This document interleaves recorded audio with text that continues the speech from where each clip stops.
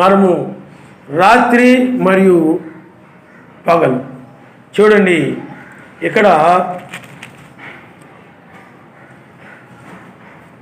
నా ఇంటి కిటికీలో నుండి, నా అల్లిక కిటికీలో నుండి నేను పారచూడగా జ్ఞానము లేని వారి మధ్యను యవ్వనుల మధ్యను బుద్ధి లేని పడుచువాడొకడు నాకు కనబడిను. బుద్ధి లేని పడుచువాడు అంటే యవ్వనస్తుడు. మావాడు పడుచోడు అంటారు చాలామంది. కాబట్టి ఆ యవ్వనస్తుడు చూడండి, కిటికీలో నుండి ఈయన చూచినప్పుడు, సామెతల గ్రంథాన్ని ఎవరు రాశారు? సొలొమోను. అతడు కిటికీలో నుండి చూచినప్పుడు బుద్ధి లేని యవ్వనస్తుడు అంటే బుద్ధి కలిగిన వాడు పరిశుద్ధుడిగా ఉంటాడు, వాక్య ప్రకారంగా నడుస్తాడు. బుద్ధి లేనివాడు వాక్యానికి విరోధంగా నడుచుకుంటూ వెళ్ళిపోతుంటాడు. ఇక్కడ బుద్ధి కలిగినటువంటి వాడు, బుద్ధి లేనివాడు. ఈ బుద్ధి లేనివాడు వాక్యానికి విరోధంగా నడిచేవాడు. కాబట్టి అతడు సంధ్య వేళ అంటే పొద్దుగుంగు వేళ లేకపోతే పొద్దుగుంగిన తరువాత చిమ్మ చీకటి గల రాత్రి వేళ వాడు జారస్త్రీ సందు దగ్గరనున్న వీధిలో తిరుగుచుండెను, దానింటి మార్గమును నడుచుచుండెను. చూడండి, వాడు ఎక్కడ తిరుగుతున్నాడు? ఎక్కడ ఉండాలి? ఆయన సన్నిధిలో ఉండాలి, లేకపోతే ఇంట్లో ఉండాలి, లేకపోతే ఆయన మందిరములో ఉండాలి. ఆ విధంగా లేకుండా ఇతడు ఎక్కడ తిరుగుతున్నాడు అనంటే పాపపు స్త్రీలు ఉండేటువంటి ఆ మార్గములో, ఆ వీధులలో, ఆ సందులలో, ఆ యొక్క చెడ్డ స్త్రీలు ఉండేటువంటి ఆ అన్య స్త్రీలు ఉండేటువంటి ఆ పాపపు మార్గములో, ఆ వీధిలో అటు ఇటు తిరుగుతూ ఉంటాడు. ఈనాడు కూడా చాలా యవ్వనస్తులైన పిల్లలు, పాపపు పిల్లలు, క్రైస్తవుల పిల్లలు కూడా దేవుని బిడ్డలు అని చెప్పుకుంటూ వారు కూడా ఆ విధంగా ఆ వీధుల్లో, ఈ వీధుల్లో వాళ్ళ ఇంటి దగ్గర ఉండకుండా వాళ్ళ ఇంటి వెనక వీధిలోనో, ఇంటి పక్క వీధిలోనో, లేకపోతే ఆ 2 వీధులు దాటాక ఆ వీధుల్లోనో, ఈ వీధుల్లోనో, లేకపోతే ఇంకొక ఆ పేటలోనో, ఈ పేటలోనో తిరుగుతూ ఉంటాడు. ఆ వీధుల్లో ఆ అమ్మాయిలు ఉండే చోట తిరుగుతూ ఉంటాడు, లేకపోతే ఆ చెడ్డ స్త్రీలు ఉండే వైపు తిరుగుతూ ఉంటాడు, ఆ ఇళ్ల వైపు తిరుగుతూ ఉంటాడు. లేకపోతే వాళ్ళు వచ్చే దారిలో, ఆ అటు ఇటు వెళ్ళే దారిలో అక్కడ నిలబడి ఉంటాడు. లేకపోతే ఆ వీధిలో, ఆ సందులో ఆ చెడ్డ స్త్రీలు వచ్చి పోయే మార్గంలో నిలబడి ఉంటాడు వాళ్ళ గురించి. ఆ విధంగా ఇప్పుడు పిల్లలు ఏ విధంగా అయితే ఉన్నారంటే, పడుచు వాళ్ళు యవ్వనస్తులైన పిల్లలు ఏ విధంగా అయితే ఉంటారో, ఎక్కడైనా చక్కని స్త్రీలు ఉంటే, లేకపోతే అందమైన అమ్మాయిలు ఉంటే, ఆ ప్రాంతాల్లో, ఆ ఏరియాలో సైకిల్ వేసుకొని పదే అటు తిరగడం కానీ, బండి వేసుకొని స్పీడ్గా నడుపుతూ వాళ్ళని చూడాలని, చాలా బండి నడుపుతున్నాడు, చాలా బాగా నడుపుతున్నాడు బండి అని, అలా ఆ బండిని చూసి, ఆ స్పీడ్ని చూసి ఆడ ప్రేమలో పడిపోతారని ఏం చేస్తున్నారు చెప్పండి? చాలా వేగంగా నడుపుతుంటారు, ఏమి లేకపోయినా కానీ అలా నడిపితేనే పడిపోతారని ఆ విధంగా తిరుగుతుంటారు చాలామంది యవ్వనస్తులైన పిల్లలు ఈ రోజుల్లో. అలాగే వాళ్ళు ఎవరు? అలాంటి వాళ్ళు అందరూ ఎవరు చెప్పండి? బుద్ధి లేనివారు అని చెప్పాడు. బుద్ధి లేనివారు. ఆ బుద్ధి లేని పిల్లలు ఆ విధంగా తిరుగుతూ ఉంటారు ఈ రోజుల్లో. ఆ రోజుల్లో కూడా ఒక యవ్వనస్తుడు, ఆ పడుచువాడు ఏం చేస్తున్నాడు అనంటే, ఆ జార స్త్రీలు ఉండేటువంటి ఆ ప్రాంతంలో, ఆ చెడ్డ స్త్రీలు, పాపపు స్త్రీలు ఉండేటువంటి ఆ చెడ్డ స్త్రీలు ఉండేటువంటి ఆ మార్గములో, ఆ వీధుల్లో, ఆ సందుల్లో ఇతడు తిరుగుతూ ఉన్నాడు. చూడండి, ఎప్పుడు? రాత్రి వేళలో. అంటే సాయంకాలం అయిపోయింది, రాత్రి వచ్చేసింది. అంటే సాయంకాలంలో సూర్యుడు కనబడతాడు కొంచెం, ఆ తర్వాత సూర్యుడు అస్తమించినప్పుడు రాత్రి వచ్చేస్తుంది. భూమి మీదకి ఇక వెలుగు ఉండదు. ఆ భూమి మీదకి రాత్రి వచ్చేస్తాయి. ఆ రాత్రి సమయంలో ఆ యొక్క పడుచువాళ్ళు ఏం చేస్తున్నాడనంటే, ఆ వేశ్య యొక్క, లేకపోతే ఆ జార స్త్రీ యొక్క కొంపల దగ్గర తిరుగుతూ ఉన్నాడు ఇతను. నీకు అర్థమైందా? అతన్ని బుద్ధి లేనివాడు అక్కడ తిరుగుతూ ఉన్నాడు రాత్రి వేళలు. అక్కడ ఒక అంతటా వేశ్యా వస్త్రం వేసుకుని కపటము గల స్త్రీ ఒకటి వానికి ఎదురు వచ్చెను.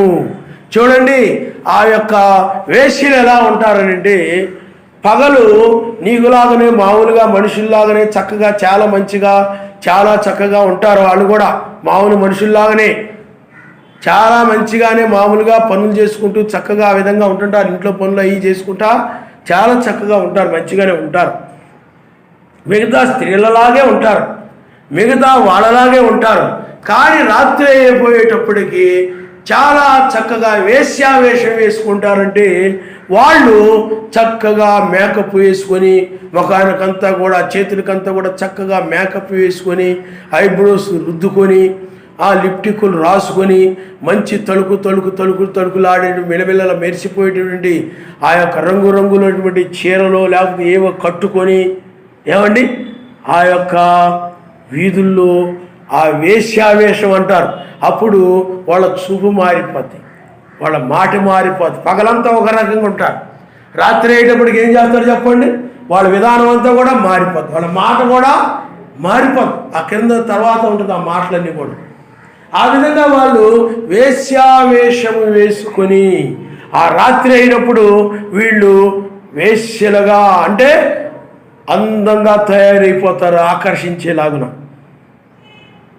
చాలా అందంగా. ఎలాంటి యవ్వనస్తుడైనా కానీ ఎలాంటి వాడైనప్పటికీ కూడా ఆ అందానికి ఆకర్షించబడే విధంగా ఆ విధముగా ఆ యొక్క వేషాన్ని వేసుకుంటారు వాళ్ళు. అదంతా వేషము, అది వాస్తవమైనది కాదు. అదంతా ఏమిటి చెప్పండి, వేషము. మనకు తెలుసు అందము మోసకరము, సౌందర్యము వ్యర్థము. వాళ్ళొక వేశ్యలని మనకు తెలుసు, వాళ్ళు ఒక జాగ్రత్తము కలిగిన వారని మనకు తెలుసు. వాళ్ళు దానికోసమే ఆ వేషం వేసుకుంటారని, ఆ డబ్బు కోసమే, వాళ్ళ యొక్క పాపం కోసమే అలాంటి వేషాలు వేసుకుంటారని మనకు తెలుసు. కానీ బుద్ధి లేని వాడున్నాడు, వాడేం చేస్తుంటాడనంటే పై రూపమును చూస్తూ ఉంటాడు. వాడు హృదయాన్ని చూడడు, పై రూపాన్ని చూస్తాడు. పై రూపాన్ని బట్టి ఆకర్షించబడతా ఉంటాడు, పై రూపాన్ని బట్టి ఆకర్షించబడతాడు. వాక్యం ఏం చెప్తుందనంటే సర్వశక్తిమంతుడు హృదయాన్ని చూసేవాడు, పై రూపమును చూడడు. నీవు నల్లగా ఉన్నప్పటికీ, నీవు పైకి అందంగా లేకపోయినప్పటికీ, నీవు ఒకవేళ నీవు ఆ యొక్క పొడవు లేకపోతే నువ్వు చాలా చూడడానికి చాలా నాజూకుగా లేకపోయినప్పటికీ నీ హృదయాన్ని మాత్రం ఆయన చూస్తాడు, ఆయన నామనిస్తాడు. హల్లెలూయా, హల్లెలూయా. కాబట్టి రాత్రి వేళ ఆమె ఏం చేస్తూ ఉందనంటే ఆ విధంగా తిరుగుతూ ఉంది, వేశ్యావేషం వేసుకొని. సాయంత్రానికి వేశ్యగా ఒక వేషము ఆవిడని చూసినప్పుడు ఈవిడ ఒక జార స్త్రీ, అంటే ఈమె యొక్క పవిత్రత కలిగిన స్త్రీ కాదు, ఈమె ఒక పవిత్రమైన ఒక భర్తకు కట్టుబడినటువంటి ఒక స్త్రీ కాదు, ఈమె వేశ్య అని వాళ్ళకి అర్థమైపోయే విధంగా ఆమె వేషం వేసుకుంటుంది. ఆ వేషం వేసుకోలేదనుకోండి, ఆమె ఒక పవిత్రమైన స్త్రీగా ఉంటే ఈవిడకి ఎవరో భర్త ఉండారని ఆవిడెవరు కూడా పట్టించుకోరు, ఆవిడ వంక ఎవరు కూడా చూడరు. అందుకని ఆవిడ వేశ్య అనగా అది ఏ భర్త లేకుండా తన యొక్క వృత్తి ఆ విధంగా కలిగి ఉండి, అంటే వేశ్య వృత్తి కలిగి ఉండి దానికి ఆ వృత్తికి తగిన విధంగా ఆ వేషాన్ని వేసుకొని ఆమె ఉంటుంది. అది ఒక రకమైన వృత్తి. అది మనం కూడా ఇప్పుడు కొన్ని పెద్దాపురం అటువంటివి ఉన్నాయి, అలాంటి వాళ్ళు ఎక్కువ మంది ఉంటారు. అలాగే రామచంద్రపురంలో కొంతమంది ఉంటారు, అక్కడ కూడా కొంతమంది ఉంటారు. ఈ విధంగా చాలా చిలకలూరుపేటలో ఉండాలంటారు కొంతమంది. ఇలాగ రకరకాలుగా అక్కడక్కడ ఉంటారు వీళ్ళు, ప్రతి పట్టణంలో ఉంటారు వీళ్ళు. కానీ అక్కడ ఆమె ఎప్పుడు వేశ్యావేషం వేసుకుందనంటే సాయంకాలము తరువాత ఆ రాత్రి వేళ చీకటి పడినప్పుడు వెలుగేమి సూర్యుని యొక్క వెలుగు ఇంకా కనబడకుండా, సాయంకాలం యొక్క వెలుగు కనబడకుండా ఉన్నప్పుడు ఆమె వేశ్యావేషం వేసుకొని ఆమె రాత్రిలో ఆమె తిరుగుతూ ఉన్నది. ఆవిడ ఏం చేస్తుంది చెప్పండి? ఆ వీధుల్లో ఈ వీధుల్లో తిరుగుతూ ఉంది.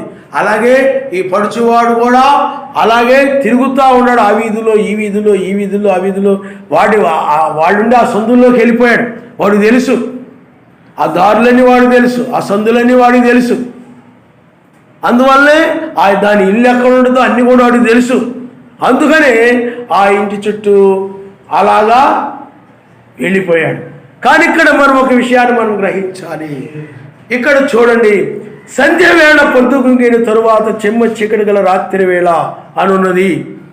ఈనాడు కూడా మనం ఆత్మ సంబంధంగా మనం చూస్తే సంధ్య వేళ అనగా పిల్లారా, సంధ్య వేళ అనగా సంధ్య వేళ వేరు, సంధ్య వేళ వేరు.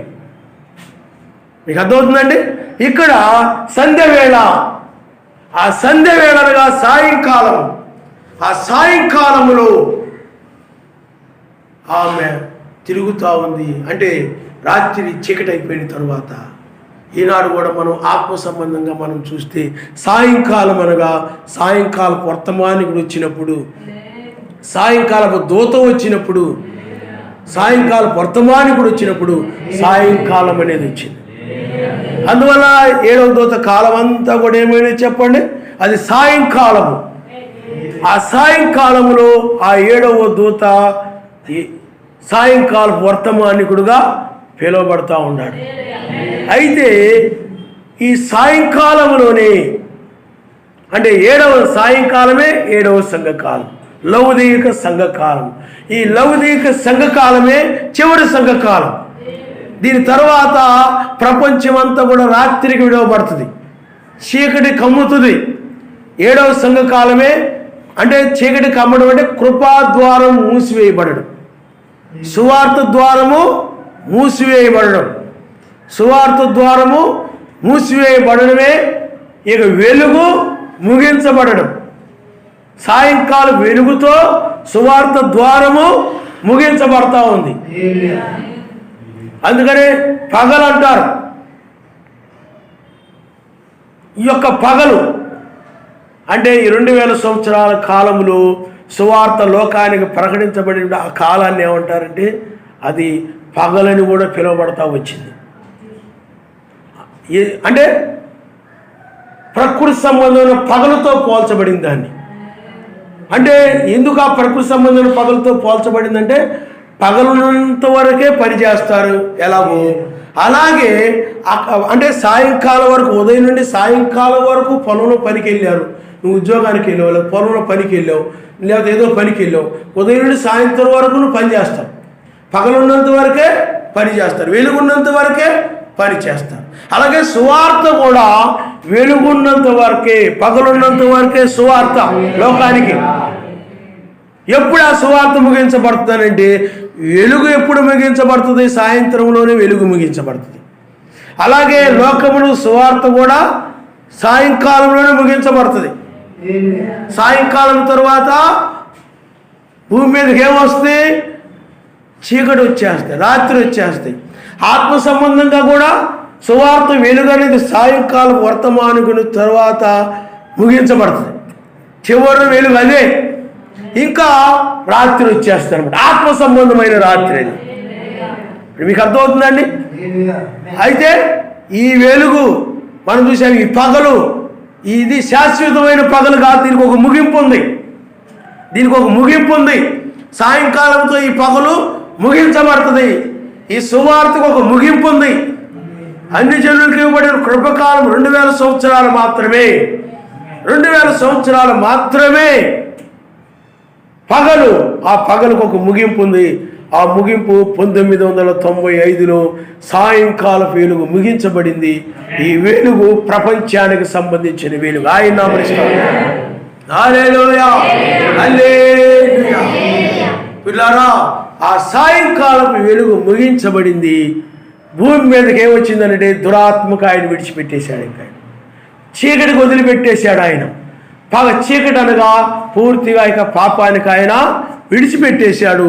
ఇప్పుడు ప్రపంచం అంతా కూడా 1995 నుండి పాపములో ఉన్నది. అందుకని పగలున్నంత వరకే అనగా ఆ సువార్త ద్వారము, ఆ పగలున్నంత వరకే ఆ సువార్త అంటే సాయంకాలం మటుకే ఆ సువార్త, సాయంకాలము తర్వాత లోకమునికి సువార్త లేదు. లోకమునికి సువార్త లేదు, కానీ లోకమునికి పూర్తిగా విడిచిపెట్టేస్తాడు ఆయన. ఇక ఆయన యొక్క వెలుగు ఇక లేదు లోకములో. అందుకని లోకములోకి వెలుగుని 7 సంఘకాలంలో 7 దూతలు తీసుకుని వచ్చారు. అది ఒక పగలై ఉన్నది. అందుకని ఇక లోకములో సువార్త పనిక లేదు, అది ముగించబడింది. ఆయన హల్లెలూయా, హల్లెలూయా. కాబట్టి సాయంకాలమే జీతం ఇచ్చే వేళ కాబట్టి, సాయంకాలమే జీతం ఇస్తారు కాబట్టి, ఇప్పుడైతే నెల ఇస్తున్నారేమో, కానీ పల్లెటూరులో ఏం చేస్తారంటే సాయంకాలం ఇచ్చేస్తారు. మా చిన్నతనంలో మేము కోతలు కోయడానికి, కుప్పలకి, వీటన్నిటికి వెళ్ళేవాడిని నేను. అలాగే వేరుశనగ బీగడానికి, అలాగా పనులన్నికి వెళ్ళినప్పుడు, ఆ పనులకు వెళ్ళినప్పుడు ఆ పని అయిపోయిన తర్వాత సాయంత్రం ఏం చేస్తారంటే ఆ మేస్త్రి గారు పిలిచి ఎవరి డబ్బులు వాళ్ళకి ఇచ్చేస్తాడు. ఆ ఓనర్ దగ్గర తీసుకుని ఇచ్చేస్తాడు. ఆ డబ్బులు మేము తీసుకుంటాం. సాయంకాలం పని అయిపోయిన తర్వాత ఇస్తారు. ఎవరైనా పని అయిపోయిన తర్వాతే జీతం ఇస్తారు. ఆ రోజుల్లో అంత నమ్మకంగా ఉండేది, యజమాని మీద అంత నమ్మకం ఉండేది. ఇప్పుడైతే పనివారు కూడా యజమాను నమ్మలేకపోతున్నారు. అందుకని ముందేం చేస్తున్నారు చెప్పండి, ముందు అడ్వాన్స్ కొంత తీయమంటున్నారు, పని అంతా అయిపోయిన తర్వాత కొంత తీయమంటున్నారు. ఆ పని అంతా అయ్యాక ఇద్దరు కొన్ని అంటలేదు ఇప్పుడు ఎవరు, ఇక అంత ఎందుకని నమ్మకం లేదు.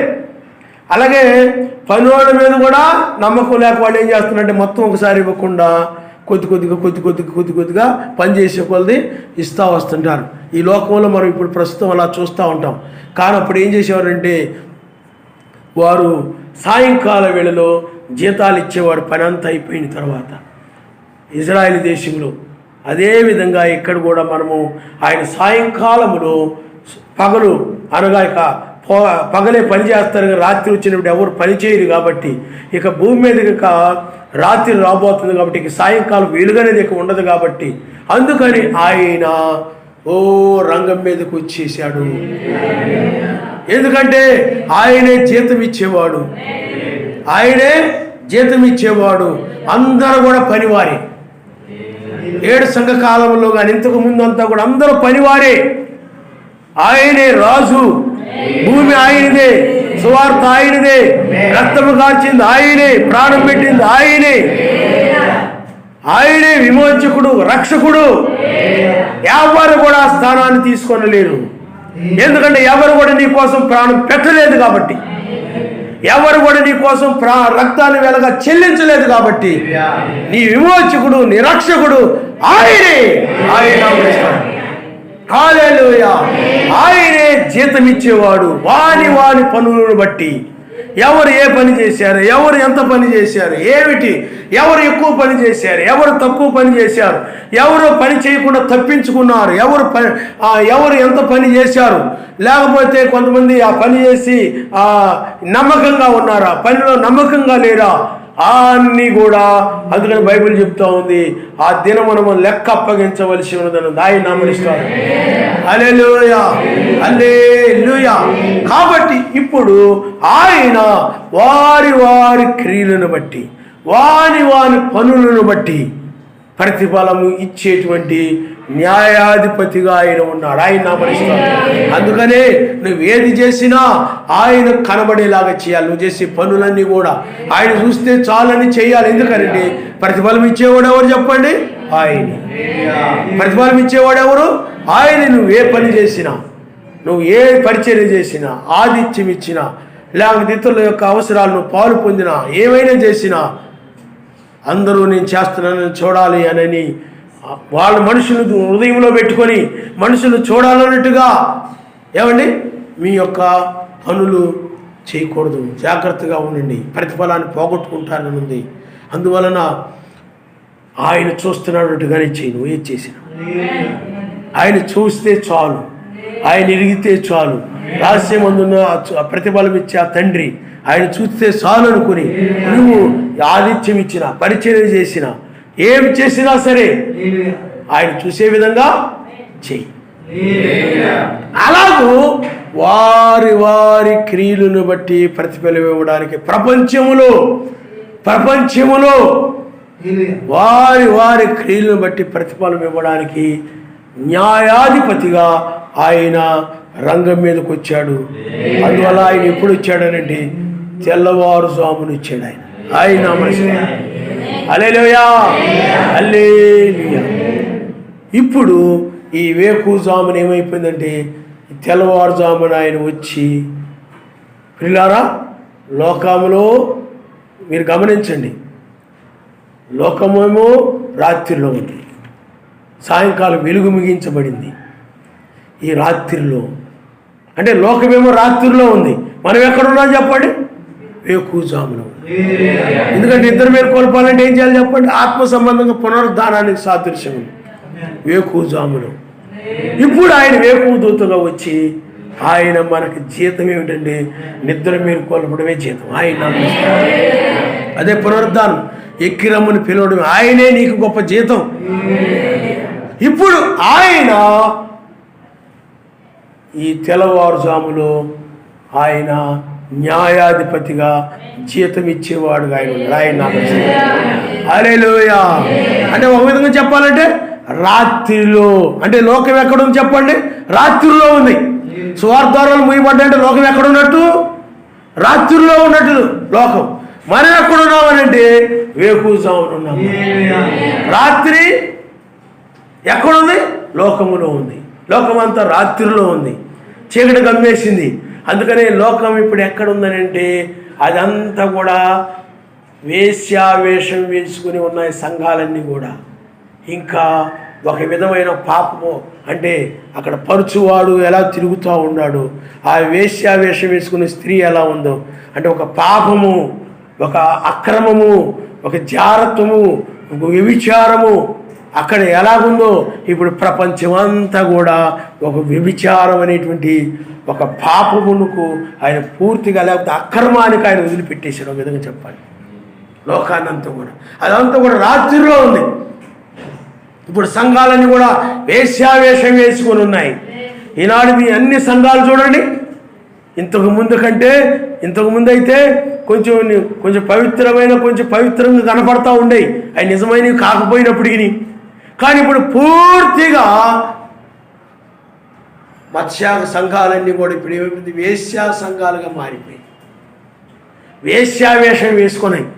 వేశ్యావేషం వేసుకోవడం అంటే అవి తమ అందము ద్వారా, తమ యొక్క స్వరూపము ద్వారా లోకాన్ని ఆకర్షించేటువంటి సంఘాలుగా మారిపోయాయి, మనుషులుగా మారిపోయారు. అందుకని జనాన్ని పోగేసుకోవడమే, గుంపును పోగేసుకోవడమే. ఆ సంఘాలకు వెళ్ళే వాళ్ళందరూ కూడా అలాగా పై రూపాన్ని బట్టి వెళ్ళిపోతూ ఉన్నారు. అక్కడికి పై రూపాన్ని బట్టి వెళ్ళిపోతున్నారు. ఇంతకుముందు భక్తి ఉండేది, ఇప్పుడేమో అంత ఆర్భాటం ఎక్కువైపోయింది, అంగు ఎక్కువైపోయింది. ఏ సంఘాలకు వెళ్ళినా కానీ ఏమి ఎక్కువైపోయింది చెప్పండి? అంగు. రకరకాల సొంత సిద్ధాంతాలు, సొంత బోధలు, ఏవో రకరకాలు కల్పించి పెట్టారు అట్రాక్షన్గా. పాస్టర్ గారి చేత ఈ ఆదివారం లేకపోతే టీవీలో ప్రసంగించడానికి ఎవరైనా కానీ ధనాన్ని విరాళంగా ఇచ్చినట్లయితే పాస్టర్ గారితో ఫోటో, పాస్టర్ గారు సంతకున్న బైబిల్, రకరకాలు ఇలాంటివన్నీ వచ్చాయి. ఏమండి? కొబ్బరి నూనెతో బైబిల్ చెప్తుంది, కానీ అదంతా వ్యాపారం అయిపోయింది, అమ్ముకోవడం అయిపోయింది, దోపిడీ అయిపోయింది. సమస్తము కూడా వ్యాపార సంస్థలుగా మారిపోయాయి. వేశ్య అంటే ఏమిటి? అది ఒక వ్యాపారం. మరి డబ్బు కోసమే కదా ఆవిడ చేసేదంతా. ఆ పాపం జాగ్రత్త ఎందుకు చేస్తుంది? వేశ్యగా ఎందుకు మారిపోద్ది? ఆ వేశ్యలు ఎందుకు ఆ విధంగా ఉంటారు? ధనం కోసం వాళ్ళు ఆ విధంగా, డబ్బు కోసం ఆ విధంగా, లోక సంబంధమైన వాటి కోసము ఆ విధంగా అదొక వ్యాపారం అయిపోయింది. ప్రతిది కూడా అమ్ముకుంటున్నారు. అందుకనే ఆయన మందిరములో ఎప్పుడు కొనుటు కానీ అమ్ముటు కానీ ఉండకూడదు. మీకు అర్థమవుతుందండి? ఏది ఉండకూడదు, అది ప్రార్థనా మందిరముగా ఉండాలి. కానీ నాడు సంఘాలంతా ఏమైపోయినాయి? వ్యాపారం అయిపోయినాయి. ప్రతిదీ డబ్బుతో ముడిపెట్టేశారు. పెళ్లి చేస్తే ఇంత, మా యొక్క మనిషి చనిపోతే ఆ కార్యక్రమం జరిగిస్తే ఇంత, మీ ఇంటికి వచ్చి టిఫిన్ చేస్తే ఇంత, భోజనం చేస్తే ఇంత, పాస్టర్ గారితో ఫోటో దిగితే ఇంత. ఏమండి? ఏ ధర్మకార్యాలు చేస్తుంటే కొన్ని చూపించి, ఇదిగో మేము అంత చేస్తున్నాం, కరోనా వచ్చినప్పుడు అలా చేసాం, ఇలా చేసాం, ఇలాగూ వ్యాపారం అయిపోయింది మొత్తం కూడా. ధర్మం కోసం చేసేది ఏదైనా కూడా అది వ్యాపారమే. డబ్బును ఆశించి చేసేది ఏదైనా కూడా వ్యాపారమే. కాబట్టి డబ్బుమయమైపోయింది ప్రతిదానికి కూడా ఈ యొక్క మత్స్యాగ సంఘాల్లో. అందువలన అవి వేశ్య సంఘాలు ఉన్నాయి. ప్రతిదానికి ఒక రేట్లు పెట్టారు వాళ్ళు, ప్రతిదానికి కూడా రేట్లు పెట్టేశారు. అందువలన సంఘాలు ఆ వేశ్య ఎలాగైతే అయ్యిందో పూర్తిగా ఈ యొక్క ఆ వేశ్య ఎలాగైతే రాత్రి వచ్చేటప్పటికి ఆమె వేశ్యావేషం వేసుకుందో, ఈనాడు కూడా సంఘాలన్నీ కూడా పై మెరుగులు దిద్దుకుని పై రూపములతోటి అవన్నీ కూడా చాలా అందచందాలతోటి ఆ యొక్క సంఘాలు ఆ విధంగా వేశ్య వలె తయారైపోయి అనేక మందిని ఆ పాప భూమిలోనికి తీర్థం అనేటిదే వ్యభిచారం. బైబిల్లో ఒకటి కలిపినా ఒకటి తీసివేసినా అది ఆత్మ సంబంధం వ్యభిచారం. అది అందువల్ల ఇప్పుడు పూర్తిగా వ్యభిచారం సంఘాలుగా మారిపోయి జారత్వం వేషం వేసుకుని ఉన్నాయి, వేశ్య వేషం వేసుకుని ఉన్నాయి. రాత్రిలో ఆ వాటి ఇటు ఆ మీటింగులు పెట్టి ఈ మీటింగులు పెట్టి క్రిస్టమస్ అని లెంట దినాలని అవని ఇవని ఇవన్నీ పెడుతూ అనేక మందిని ఆకర్షిస్తూ ఉన్నాయి. మీకు అర్థమవుతుందండి?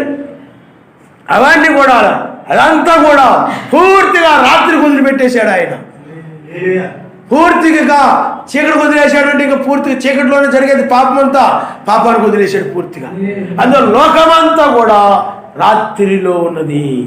నువ్వెక్కడ ఉన్నావనండి? వేకుజాములో నీవు ఉన్నావు. హల్లెలూయా, హల్లెలూయా. ఈ వేకుజాము దగ్గర నుండే నిత్య పగలు అనేది ఆరంభమవుతుంది. ఆయన నామనిస్తాను. ఇంతకుముందు చూసాం 2000 సంవత్సరాల పగలని, అది సువార్తకు సంబంధించినటువంటి పగలని. ఈ పగలు ఏమిటంటే నిత్య పగలు, వేకుచుక్కు ఉదయించిన దగ్గర నుండి. చూడండి, మనము ఒకసారి 1వ రోమీలకు రాసిన పత్రిక 13వ అధ్యాయము 11 నుండి మనం ఒకసారి చదువుకుందాం. మరియు మీరు కాలము నెరిగి నిద్ర మేల్కొని వేళని తెలుసుకుని ఇలాగూ చేయడి. మనము విశ్వాసులమైనప్పటి కంటే ఇప్పుడు రక్షణ మనకు మరి సమీపంగా ఉన్నది. రాత్రి చాలా గడిచి పగలు సమీపంగా ఉన్నది గనుక మనము అంధకార క్రియలను విసర్జించి తేజస్ సంబంధమైన యుద్ధోపకరణములు ధరించుకుందాము.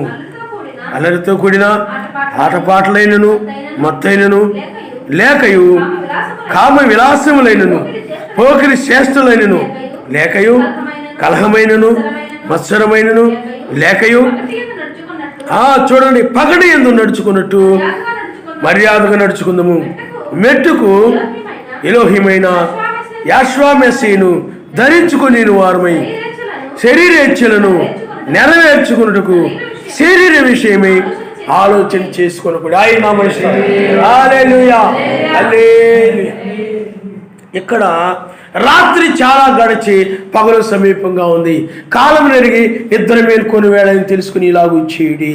అంటే నిద్ర మేల్కొన్న వేళలో ఏం జరుగుతుంది చెప్పండి? విశ్వాసి రక్షించబడతాడని అర్థమవుతుంది. రాత్రి ముగించబడి పగలు ఆరంభమవుతుందని మనకి ఇక్కడ అర్థమవుతుంది. ఆయన నమస్కారం, హల్లెలూయా, హల్లెలూయా. కాబట్టి ఈ విధంగా మనం చూసినట్లయితే మనకిప్పుడు ఎలా ఉందనంటే రాత్రి చాలా గడిచి పగలు సమీపంగా ఉంది. అంటే వేకుచుక్క ఉదయించినప్పుడు, మీరు గమనించండి, వేకుచుక్క ఉదయించినప్పుడు సాయంకాలం అయిపోయింది. ఈ లైన్లోకి రండి, మరలా సాయంకాలం అయిపోయింది. లోకం అక్కడ అలాగే ఉంది. లోకం రాత్రిలోనే ఉంది. మనతో ఈ విధంగా మాట్లాడుతున్నాడు అనమాట. అటు పగల నుండి వస్తేనేమో, పగల నుండి వస్తే ఉదయం నుండి సాయంత్రం వచ్చింది, రాత్రిలోకి వెళ్ళిపోయింది అక్కడ. మీకు అర్థమవుతుందండి? ఇప్పుడేమో రాత్రి గురించి మాట్లాడుతూ పగల గురించి మాట్లాడుతున్నాడు. ఆయన నామనిస్తాడు. హల్లెలూయా. అది మీరు గమనించాలి. అంటే భావాన్ని మనం తీసుకోవాలి. బైబిల్లో తప్పు ఏమి ఉండదు, ఆ భావం మనం తీసుకోవాలి. ఇక్కడ చూడండి, మనకి సాయంకాలం అయిపోయింది, అర్ధరాత్రి అయిపోయింది, కోడి కూసే వేళ అయిపోయింది. ఇప్పుడు తెల్లవారుజాముకి వచ్చేసాం. తెల్లవారుజాము వచ్చిందంటే ఏం జరుగుతుంది చెప్పండి? రాత్రి పోయి పగలు వచ్చేస్తుంది. ఆయన ఇక్కడ పగలంటే ఏమిటి? ఆయన యొక్క రాజ్యం. మన దృష్టిలో ఏమైపోయింది చెప్పండి? రాత్రి పోయి పగలు వచ్చేసింది. అందుకనే రాత్రి అనగా ఈ లోకానికి సాదృశ్యం ఉంది. అందుకని మనం రాత్రిని విడిచి లోతు జీవితంలో మనం చూస్తే అతడు అప్పటి వరకు విశ్వాసి, రాత్రిలో ఉన్నాడు, చీకటిలో ఉన్నాడు, చీకటి లోకములో ఉన్నాడు అతడు. అంటే లోకాన్ని సూచిస్తూ ఉంది ఇది. రాత్రి చాలా గడిచి అంటే ఏంది? లోకం యొక్క నటన చాలా గడిచి. అందుకని ఇప్పుడు ఏం జరుగుతుందనంటే రాత్రి ఇక గతించిపోయి, అంటే రాత్రి అంటే ఇక్కడ లోకం, ఇక లోకం గడిచిపోయి లోకం ఇక ముగించబడి నూతనమైనటువంటి వెలుగు అనగా పగలనగా ఆ రాజ్యం ఇక రాబోతుంది. కాబట్టి ఇప్పుడు ఈ వేకువజామున ఆయన ఏం చేస్తున్నాడనంటే రాత్రిని ఇక ముగించి పగలుని తీసుకొస్తున్నాడు ఆయన. హల్లెలూయా, హల్లెలూయా. అందువల్లనే విశ్వాసిగా ఉన్నంత కాలము లోకములో ఉన్నాం. ఈ యొక్క పగలనగా ఈ లోకము నుండి నీవు అంటే చీకటి నుండి ఇంకా పూర్తిగా వేరైపోవడమే, పగల్లోనికి రావడం. ఆయన హల్లెలూయా. ఈ పగలేమైనదంటే నిత్య పగలై ఉన్నది, నిత్యము ఉండేది. కాబట్టి ఇప్పుడు వేకువజామునే చూడండి, సూర్యుడు కనబడడు, కానీ వేకువజాముని వెలుగు కనపడతా ఉంటుంది నీకు. చీకటి పోయి ఏమొస్తుంది చెప్పండి? వెలుగు వచ్చేస్తుంది. అంటే ప్రకృతి కూడా చీకటిలో ఉండి వెలుగులోకి వెళ్ళిపోయిన తర్వాత అప్పుడు సూర్యుడిని చూస్తుంది అనమాట. సేమ్ మనము కూడా అంతే. మనము కూడా ఇప్పుడు జరుగుతుంది అదే. లోకమేమో రాత్రిలో ఉంది, సాయంకాలంలో నుండి పగల్లో నుండి రాత్రిలోకి వెళ్ళిపోయింది. మనమేమో రాత్రిలో నుండి పగల్లోకి వచ్చేస్తాం. ఆయన మనిషి అంటే అది పూర్తిగా లోకానికి విడవబడింది. మనమే ఇప్పుడు పూర్తిగా పగలకు విడవబడుతున్నాం, చీకటి నుండి పగల్లోకి వచ్చేస్తాం. కాబట్టి చాలా జాగ్రత్తగా గమనించండి. ఇప్పుడు మనం ఎక్కడున్నామంటే వేకువజాములో మనం ఉన్నాం. పగలు ఆరంభమైంది. అందుకని పగటి సంబంధులుగా మనం నడుచుకుంటున్నాం. పగల సంబంధులుగా మారిపోయాం. ఇక రాత్రి సంబంధులుగా కాదు, ఇక పగటి సంబంధులుగా. అంటే పగలంటే నా రాజ్యమే, అదే నీతి, సమాధానము, పరిశుద్ధాత్మేంద్ర ఆనందం. హల్లెలూయా, హల్లెలూయా.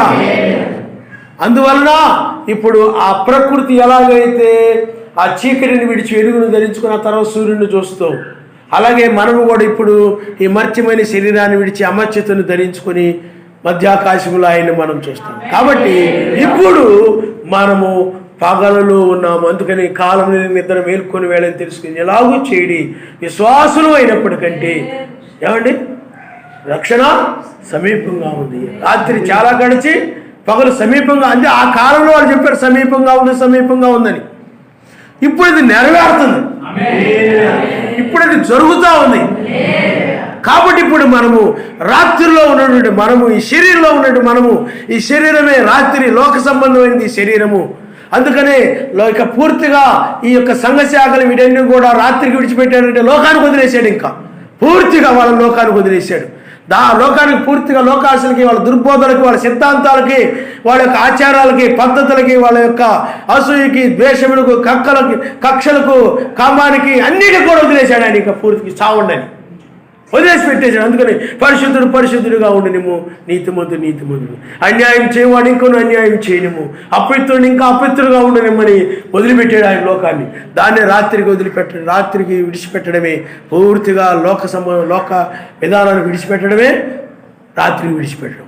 కానీ ఇక్కడైనట్లయితే మనం లోకానికి విడిచిపెట్టకుండా రాత్రి నుండి ఆయన ఏం చేస్తున్నాడంటే బయట తీసుకొచ్చేస్తాడు. రోజు చూడండి, ప్రకృతి కూడా రాత్రిలో నుండి బయటకు వచ్చిందంటే వెలుగులోకి వచ్చింది, పగల్లోకి వచ్చింది ప్రకృతి. నీవు కూడా లోకములో ఉన్నటువంటి నీవు, ఈ యొక్క రాత్రిలో ఉన్నటువంటి నీవు ఇప్పుడు నువ్వు ఎక్కడికి వస్తున్నావు అన్నది పగల్లోకి వచ్చేస్తున్నావు. ఆ పగలి నీతి, సమాధానము, పరిశుద్ధాత్మ్యందలే ఆనందమైనది. ఈ రాత్రిలోనికి నీవు వచ్చేస్తున్నావు. ఆయన హల్లెలూయా, క్షమించండి, ఈ యొక్క పగల్లోకి వచ్చేస్తున్నాను. రాత్రిలో నుండి పగల్లోకి వచ్చేస్తున్నాను. పగలనగా రాజ్యమే. పగలంటే ఏమిటి చెప్పండి? చీకటి పోయి వెలుగు వచ్చేస్తుంది. ఇది నిత్య వెలుగు, నిత్య రాజ్యం. ఆయన నామనిస్తాం. హల్లెలూయా. మరి 7 సంఘకాల్లో కూడా ఆయన రాజ్యం ఉంది. అది పగలే, కానీ అది చీకటి గల చోటు వెలుగుచు దీపముగా ఉన్నది. ఆ పగలు చీకటి గల వెలుగుచు దీపముగా ఉన్నది. ఆ పగలంటే వెలుగే. మరి సూర్యుని వెలుగే కదా ఇదంతా. ఆ వెలుగునే ఏమంటున్నాం మనం చెప్పండి? పగలు అంటున్నాం. ఆ నీతి సూర్యుని యొక్క వెలుగునే వాళ్ళు, అది మొదటి రాకడ యొక్క సంబంధించిన వెలుగు. అది మొదటి రాకడ సంబంధించినటువంటి వెలుగు ఆ పగలది. కానీ ఆ పగలకి, ఆ సువార్తకు ఒక ముగింపు ఉంది. ఇప్పుడైనట్లయితే నిత్య వెలుగు, నూతన వెలుగు, శాశ్వతమైన వెలుగు ఇప్పుడు ఆరంభమవుతా ఉంది. ఇప్పుడు ఈ పగల్లోకి మనం వచ్చేసాము. ఆయన నామనిస్తాం. హల్లెలూయా. కాబట్టి ఈ వేకువజాముని, అందుకని మీరు చూడండి, ఇక్కడే మనము అంటే లోకమేమో రాత్రిలో ఉంది, లోకమేమో వెలుగులో నుండి రాత్రిలోకి వెళ్ళిపోయింది. మీరు గమనించండి, సాయంకాలం వెలుగులో నుండి రాత్రిలోకి వెళ్ళిపోయింది. మనమేమో రాత్రిలో నుండి వేకు వెలుగులోకి వచ్చేసాం, అంటే పగల్లోకి వచ్చేసాము. అంటే వాళ్ళ కృపా ద్వారం వాళ్ళకు మూయబడింది. కృపా సువార్తలో నుండి వాళ్ళు ఏమైపోయారండి? లోకంలోకి వెళ్ళిపోయారు. మనమైనట్లయితే ఆ కృపా సువార్తలో నుండి మనము సాయంకాలం వెలుగులో నుండి మనం ఇప్పుడు వేకు వెలుగులోకి వచ్చేసాం. ఆయన నామనిస్తాం. హల్లెలూయా, హల్లెలూయా. కాబట్టి ఇప్పుడు ఏమైందనంటే మనము ముగింపులో మనమున్నాము. అంటే లోకమేమో రాత్రిలో ఉన్నది, మనమైనట్లయితే వెలుగులో, వేకు వెలుగులో ఉన్నాము. పగలలో మనం ఉన్నాం, లోకము రాత్రిలో ఉంది. అయితే మీరు లోకాసు వార్త 17వ అధ్యాయము మీరు ఒకసారి చూడమ్మా. లోకాసు వార్త 17వ అధ్యాయము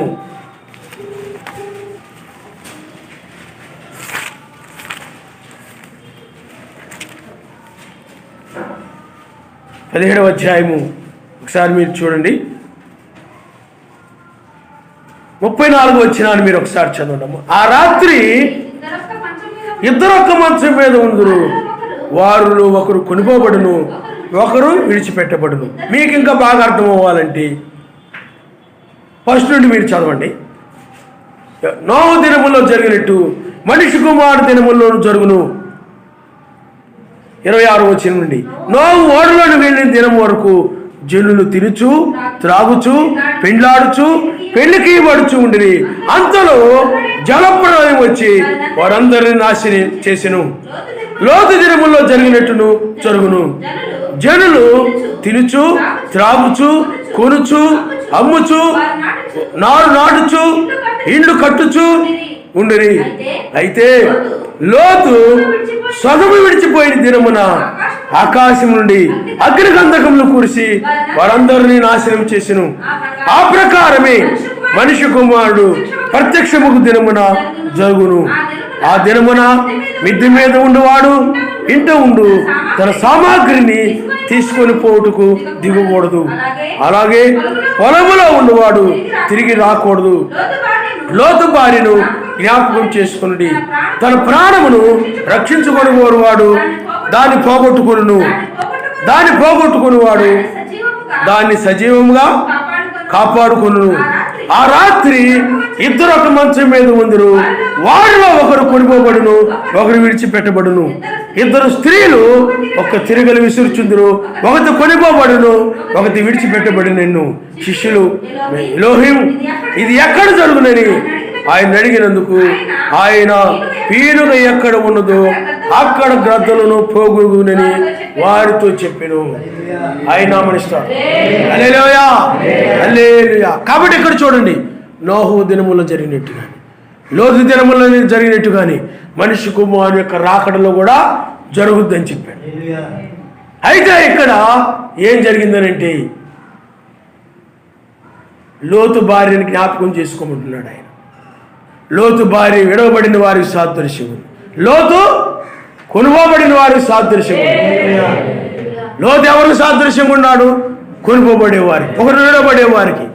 అంటే ఇప్పుడు వాళ్ళు ఎప్పుడు కొనుగోబడ్డారు, ఎప్పుడు విడవబడ్డారంటే తెల్లవారుజామున జరిగింది. కాబట్టి పిల్లారా, వేకుజాములో మనం ఉన్నాం. ఇప్పుడు లోతు భార్య విడవబడింది, లోతు కొనుక్కోబడ్డాడు. సేమ్ మనము కూడా ఇప్పుడు వేకుజాములో. కానీ లోకం ఎక్కడుంది చెప్పండి? రాత్రిలో ఉంది. లోకమేమో రాత్రిలో ఉంది, మనమేమో ఒకరు కొనుక్కోబడే ఒకరు విడవబడే కాలంలో ఉన్నాము.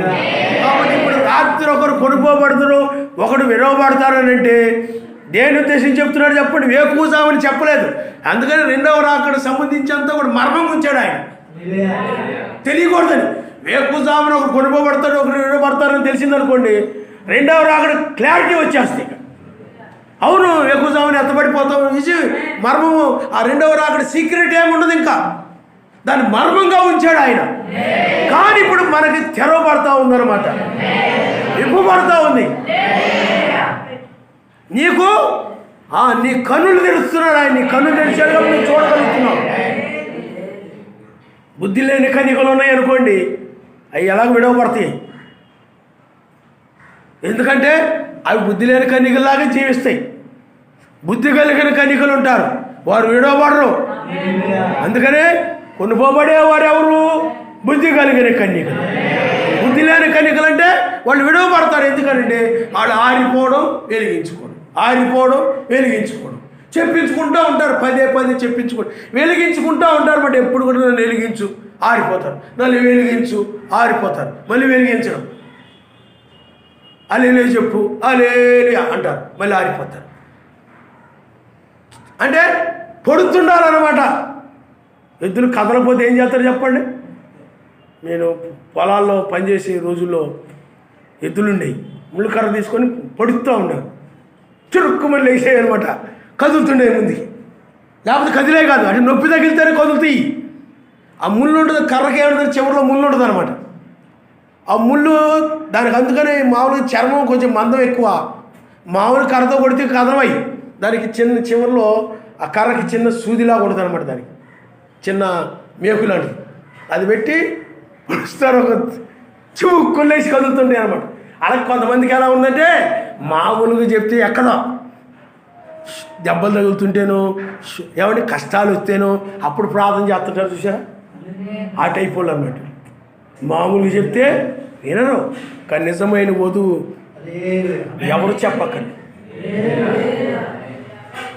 ఎవరు చెప్పక్కర్లేదు. అవి ఆరిపోయి వెలిగించక్కర్లేదు, అవి వెలుగుతా ఉన్నాయి. ఎందుకండి? లోపల నూనె ఉంది కాబట్టి. నీ నూనె లేనియే ఆరిపోతూ ఉంటాయి. హల్లెలూయా చెప్పలేవు, స్తుతించలేవు, కీర్తించలేవు, బైబిల్ చదవలేవు. ఎవరొకరు ఎప్పుడు చెప్తూ ఉండాలి. అప్పుడు ఎందుకంటే వాటికి లేదు, ఆసక్తి లేదు, ఆశ లేదు, అవి లేవు వాటికి. కానీ పరిశుద్ధాత్మ నీలో ఉన్నప్పుడు వెలగాలని, స్తుతించాలని, ఆమేన్ చెప్పాలని, ఆ నూనెలో ఉన్న పరిశుద్ధాత్మలో నుండి, పరిశుద్ధాత్మలో ఇవన్నీ వస్తూ ఉంటాయి అనమాట. ఆ వెలుగు వస్తూ ఉంటుంది. ఆ పరిశుద్ధాత్మ ద్వారా వస్తే తప్ప ఎవరొకరు చెప్తేనో వచ్చేది కాదని. అది ఒకసారి వెలిగిస్తే చాలు, దాన్ని కాదే వెలుగుతూ ఉంటుంది. కొంతమంది ఏం చేస్తారో చెప్పండి, ఆరిపోయి కూర్చుంటాయి. అలాగా ఉంటాయి, ఆరిపోయి అలాగ ఉన్నట్లయితే అలాంటి వాళ్ళు అందరూ ఏమైపోతారు చెప్పండి? బుద్ధి లేని కన్నికలు ఏమైపోతారు? విడిచిపెట్టబడతారు. నువ్వు బుద్ధి లేని కన్నిక వల్ల ఉన్నావేమో ఆలోచించి. అనగా ఆ రాత్రి, అనగా సాయంకాలం అయిపోయింది, లోకము రాత్రిలో ఉన్నది కాబట్టి దాన్ని ఉద్దేశించి ఆయన చెప్తున్నాడు. ఆయన నామమున స్తోత్రం. ఆ రాత్రి అంటే లోకమునకు సువార్త ద్వారములు మూయబడిన తరువాత అని అర్థము. లోకమునకు వెలుగు, సాయంకాలం వెలుగు ముగించబడిన తరువాత అప్పుడు ఆ రాత్రి న్యాయాధిపతిగా ఆయన వస్తాడు. అప్పుడు నోహు ఓడలోకి వెళితే అనేక మంది విడిచిపెట్టబడ్డారు. వాళ్ళ కుటుంబం ఓడలోకి వెళితే చాలా మంది విడవబడ్డారు. లోతు సొదొమ వెలుపలికి వెళితే లోతు భార్య విడవబడింది. అలాగే ఆ రాత్రి అదే విధంగా జరుగుతుందని చెప్పాడు. ఆయన నామస్కారం. హల్లెలూయా. ఎందుకంటే లోకము సువార్త ద్వారాలు మూసివేసి లోకాన్ని రాత్రి వదిలిపెట్టి నేను తీసుకొని వెళ్ళడానికి వచ్చాడు కాబట్టి ఎగ్రమనే స్వరమును బట్టి ఇప్పుడు ఆ యొక్క దివిటీలు మండుతున్నటువంటి వారు, అనగా ఆరిపోకుండా విన్న వాక్యాన్ని అలా పట్టుకొని దాన్ని ఆరిపోకుండా ఎవరైతే ఆ వాక్య ప్రకారం నడుస్తూ ఉంటారో అలాంటి వారి కొరకి ఈ ఎక్కిరమైన స్వరము. కాబట్టి ఈ రాత్రి వేళ, అనగా లోకము రాత్రిలో ఉన్నది, దాని ఉద్దేశం చెప్తున్నాడు ఆయన. రాత్రి వేళ, లోకము రాత్రిలో ఉన్నది. ఆ రాత్రి వేళ లోతు భార్యని మీరు జ్ఞాపకం చేసుకోండి సుమా. ఆమె వెనకదడ్డు చూసి ఏమైపోయింది? లోకంలో ఉన్న వాటిని ఆమె ప్రేమించి ఆమె విడిచిపెట్టబడింది. లోతు సొదొమ వెలుపలికి వెళ్ళిపోయాడు. అలాగే ఆ రాత్రి ఇద్దరొక్క మంచం మీద ఉందురు, వారిలో ఒకరు కొనుకోబడును, ఒకరు విడిచిపెట్టబడును. అంటే ఆ రాత్రి అంటే లోకమంతా రాత్రికి విడిచిపెట్టబడిన తర్వాత ఇది వేకువజాములో జరుగుతుంది. వేకువజాములోనే లోతు భార్య వెనక్కి తిరిగింది. లోతేమో వెనక్కి తిరగకుండా వెళ్ళిపోయాడు. కాబట్టి ఒకరు కొనుగోబడుట, ఒకరు విడవబడుట అనేది వేకువజామునే జరుగుతుంది. ఆయన నామస్కారం.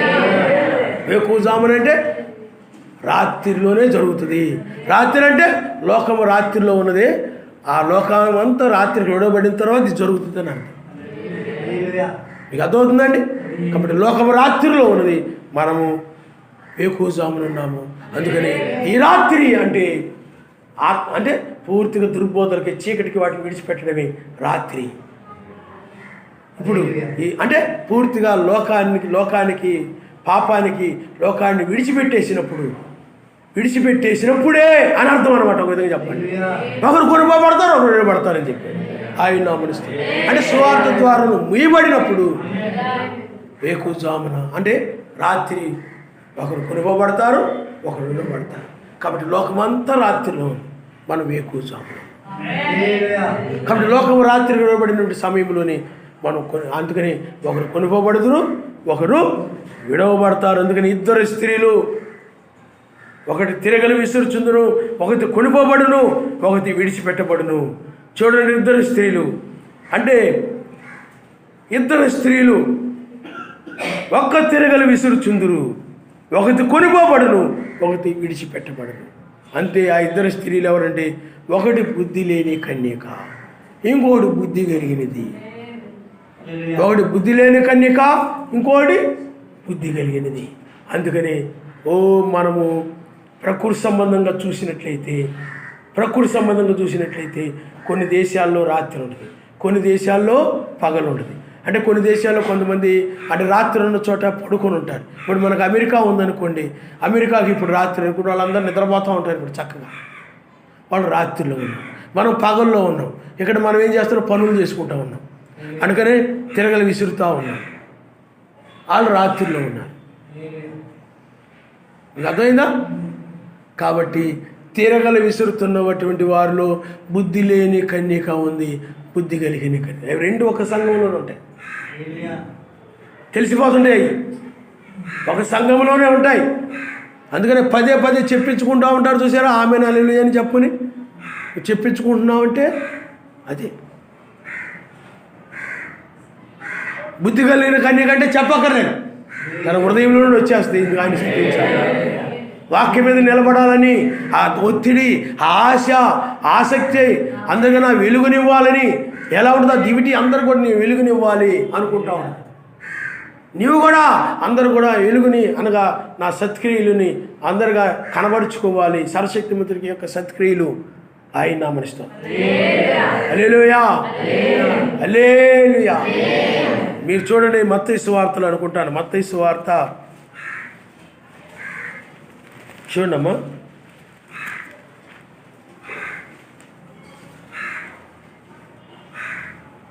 5వ అధ్యాయము 15వ వచనాన్ని మీరు ఒకసారి చదవండి. మనుషులు దీపం వెలిగించి కొంచెం కింద పెట్టరు కానీ అది ఇంటి నుండి వారందరికీ వెలుగునిచ్చుటకై దీపస్తంభం మీద పెట్టుదురు. మనుషులు మీ సత్క్రియలను చూసి పరలోకమందున్న మీ తండ్రిని మహిమపరచునట్లు వారి ఎదుట మీ వెలుగు ప్రకాశింపనీడి. ఆయన హల్లెలూయా. వెలుగంటే ఏమిటి? సత్క్రియలే. మనుషులందరూ కూడా కనబడతా ఉంటాయి ఆ సత్క్రియలు. అందుకని యోహాను సువార్తలో ఉంటుంది, నీతిమంతుడైనట్లయితే తన సత్క్రియలు కనబడవలని, బయలుపరచబడవలని వెలుగునొద్దకు వస్తాడు. దుష్టుడైతే రాడు అన్నాడు. తన పాపం బయటపడితేనే రాడు అన్నాడు. అందువల్ల ఇక్కడ చూడండి, సత్క్రియలే ఆ వెలుగు. అందుకనే నీ యొక్క వెలుగు అంటే అందరికీ వెలుగునిచ్చేలాగా నీ క్రియలందరికీ కూడా ఆ సత్క్రియలు అనేవి అందరిగా పరిచర్య చేయడం అనేది, ఆతిథ్యం వేయడం అనేది, సేవకునికి పరిచర్య చేయడం, సమాజంలో పరిచర్య చేయడం అనేది, ఇవన్నీ కూడా ఆ ఆతిథ్యం ఇవ్వడం అనేది, ఇవన్నీ కూడా నువ్వు చేసే మంచి క్రియలన్నీ కూడా ఏమై ఉన్నానంటే వెలుగై ఉన్నాయి. ఆ వెలుగు ఇది ఆరిపోదు నీకు. ఎందుకంటే నీకు అలా స్తుతించాలని, ప్రార్థించాలని, ఆరాధించాలని, నీలో ఉన్న ఆ యొక్క నూనెని బట్టి ఆ విధంగా ఆ క్రియలు చేయాలని ఉంటా ఉంటుంది. ఆమెను చెప్పాలని, అల్లుని చెప్పాలని ఉంటుంది. కానీ బుద్ధి లేని కన్యక ఏం చేస్తుంటే ఇక్కడ ఉంటుంది అంతేది. ఇంటి దగ్గర ఆమెని అల్లుని అని తన జీవితంలో ఉండవు. అందుకని ఆరాధన ఇంటికి వెళ్ళిపోయిన తర్వాత వారం రోజులో లేకపోతే ఈ 4 రోజులో లేకపోతే మొత్తం మర్చిపోతాయి. స్తుతించడం ఉండదు, ఆమెను చెప్పడం ఉండదు, ఏముండదు. ఈయనకు వచ్చేసిన మర్చిపోయి కూర్చొని ఉండదు. ఆ స్తుతించడం ఉంటే కదా మరి కూర్చొని మర్చిపోయి వాక్యం వింటుండదే కానీ ఆమెను చెప్పదు, అల్లుని చెప్పదు. కారణం ఏంటి? ఐక్య విచారాల వలన అది ఫలించలేదు. అది బుద్ధి లేని కనిక. ఆ విచార భర్తల గురించి ఆలోచించడము, పిల్లల గురించి ఆలోచించడము, కుటుంబంలో వాటి గురించి వీటి గురించి ఆలోచించడము ఐక్య విచారాలు అంటారు. ఇవన్నీ కూడా ఐక్య విచారాలు అంటారు. ఆ విచారాలు కలిగిన వాళ్ళు ఫలించలేరు. ఆ విచారాలు కలిగిన వాళ్ళు ఏం చేయలేరు చెప్పండి? ఫలించలేరు. ఫలించరు వాళ్ళు. ఎందుకంటే అవి అడ్డు చేస్తుంటాయి. ఆ మొక్కలు ఎదగలేవు పైకి. నాకు ఆయన అతిశాఖ సంబంధమైన చర్చికి వెళ్ళిపోతున్నాడు. ఇది సత్యమని నమ్మకమేనండి, నాకు నిజమైన నమ్మకమేనండి. కానీ నాకు ఆ చర్చిలోకి వెళ్ళకపోతే మా వాళ్ళు ఒప్పుకోవట్లేదండి. మా అమ్మ, మా నాన్న, రేపు మా యొక్క అన్నో, తమ్ముడో, చెల్లో వాళ్ళు ఉన్నారు. రేపు ఏదైనా కానీ నాకు ఎవరేమో నాకు భయము ఆ చర్చికి వెళ్ళకపోతే మాట వింటలేదని. అందుకని వాళ్ళ గురించి అలాగా చర్చికి వెళ్ళిపోతున్నానండి అంటున్నాడు. అంటే దాని అర్థం ఏంటి? ఐక్య విచారాలు అనేవి, ధనాపేక్షలు అనేవి అతను ఏం చేస్తున్నాయి చెప్పండి? ఫలించనివ్వడం లేదు. వాక్యాన్ని నమ్మడం లేదు. ఆరాధనకు రానివ్వడం లేదు. బాప్తిజం పొందనివ్వడం లేదు. ఏమండి? ఆయన చిత్త ప్రకారంగా జీవించనివ్వడం లేదు. ఐక్య విచారాలని ఏం చేస్తానంటే ఫలించనీయకుండా చేస్తూ ఉంటాడు. అతను ఫలించలేకపోయాడు. కొంతమంది నామూలు బాప్తిజం పొంది కూడా వెళ్ళిపోతుంటారు మత్స్య సంఘాలు. ఎందుకు అలాగే వెళ్ళిపోతున్నారంటే ఐక్య విచారాలే. ఫలించలేకపోతుంటారు. ఏమండి? కొంతమంది ఏమ్మా బాప్తిజం పొందావు కదా, బొట్టు పెట్టుకోకూడదు. చిన్న బొట్టే కదండి. చిన్న బొట్టైనా పెద్ద బొట్టైనా బొట్టే, ఎందుకు తీసేయలేదమ్మా అని అంటే మా ఇంట్లో వాళ్ళందరూ ఒప్పుకోరండి. అప్పుడు నేను అందరూ ఒప్పుకోకపోతే నేను ఎలా బ్రతుకుతానండి, ఎలా జీవిస్తానండి? ఐక్య విచారాలు. ఏం తింటానండి, ఏం బ్రతుకుతానండి? ఐక్య విచారాలు. ఆ విచారాలు ఉన్నప్పుడు ఏం జరుగుతుంది చెప్పండి? దాన్ని తీసేస్తే నువ్వు ఫలించినట్టే. దాన్ని తీసేయవు కాబట్టి ఏమైపోతావు? ఫలించలేక. అందువల్ల ఐక్య విచారాల వల్ల చాలామంది ఏమైపోతుంటారు చెప్పండి? ఫలించలేకపోతాం. అలాగూ సంఘాలు మానలేకపోతుంటారు. ఈ విధంగా జరుగుతూ ఉంటుంది. కాబట్టి పిల్లరా, అందువలన ఈ ఐక్య విచారాల్లో పడిపోయి ఆమెనని ఈ ఆలోచనలో పడిపోయి వాడి గురించి వీటి గురించి ఆలోచనలో పడిపోయి మర్చిపోతారు. ఆమెనని చెప్పడం కూడా మర్చిపోయి మరలా ఇక్కడ చెప్పించుకుంటారు. ఇక్కడ మళ్ళీ వెలుగుతారు. మందిరం దాటి బయటికి వెళ్ళగానే ఆరిపోతారు. వర్షం కురిసిన, అందుకని ఈ నీటి గుంటలు అంటారు. బుద్ధి లేని కనికలు అంటే ఏమిటి చెప్పండి? నీటి గుంటలై. నిజమైన మధు అంటే జీవపు ఓట. ఆమె నుండి ఓట ప్రవహిస్తూ ఉంటుంది. నీరు వచ్చినట్టు ఆమె హల్లెలూయా స్తుతి ఆరాధన వస్తూ ఉంటుంది. కానీ ఈ గుంట ఏంటంటే ఇక్కడ ఉన్నంతసేపే నీటి గుంట, బయటికి వెళ్ళిపోగానే ఏమైపోతుంది చెప్పండి? నీరు ఎండిపోతుంది. ఎండిపోయిన కొంటే స్థుతి రాదు, ఆరాధన రాదు, ఏమీ ఉండదు.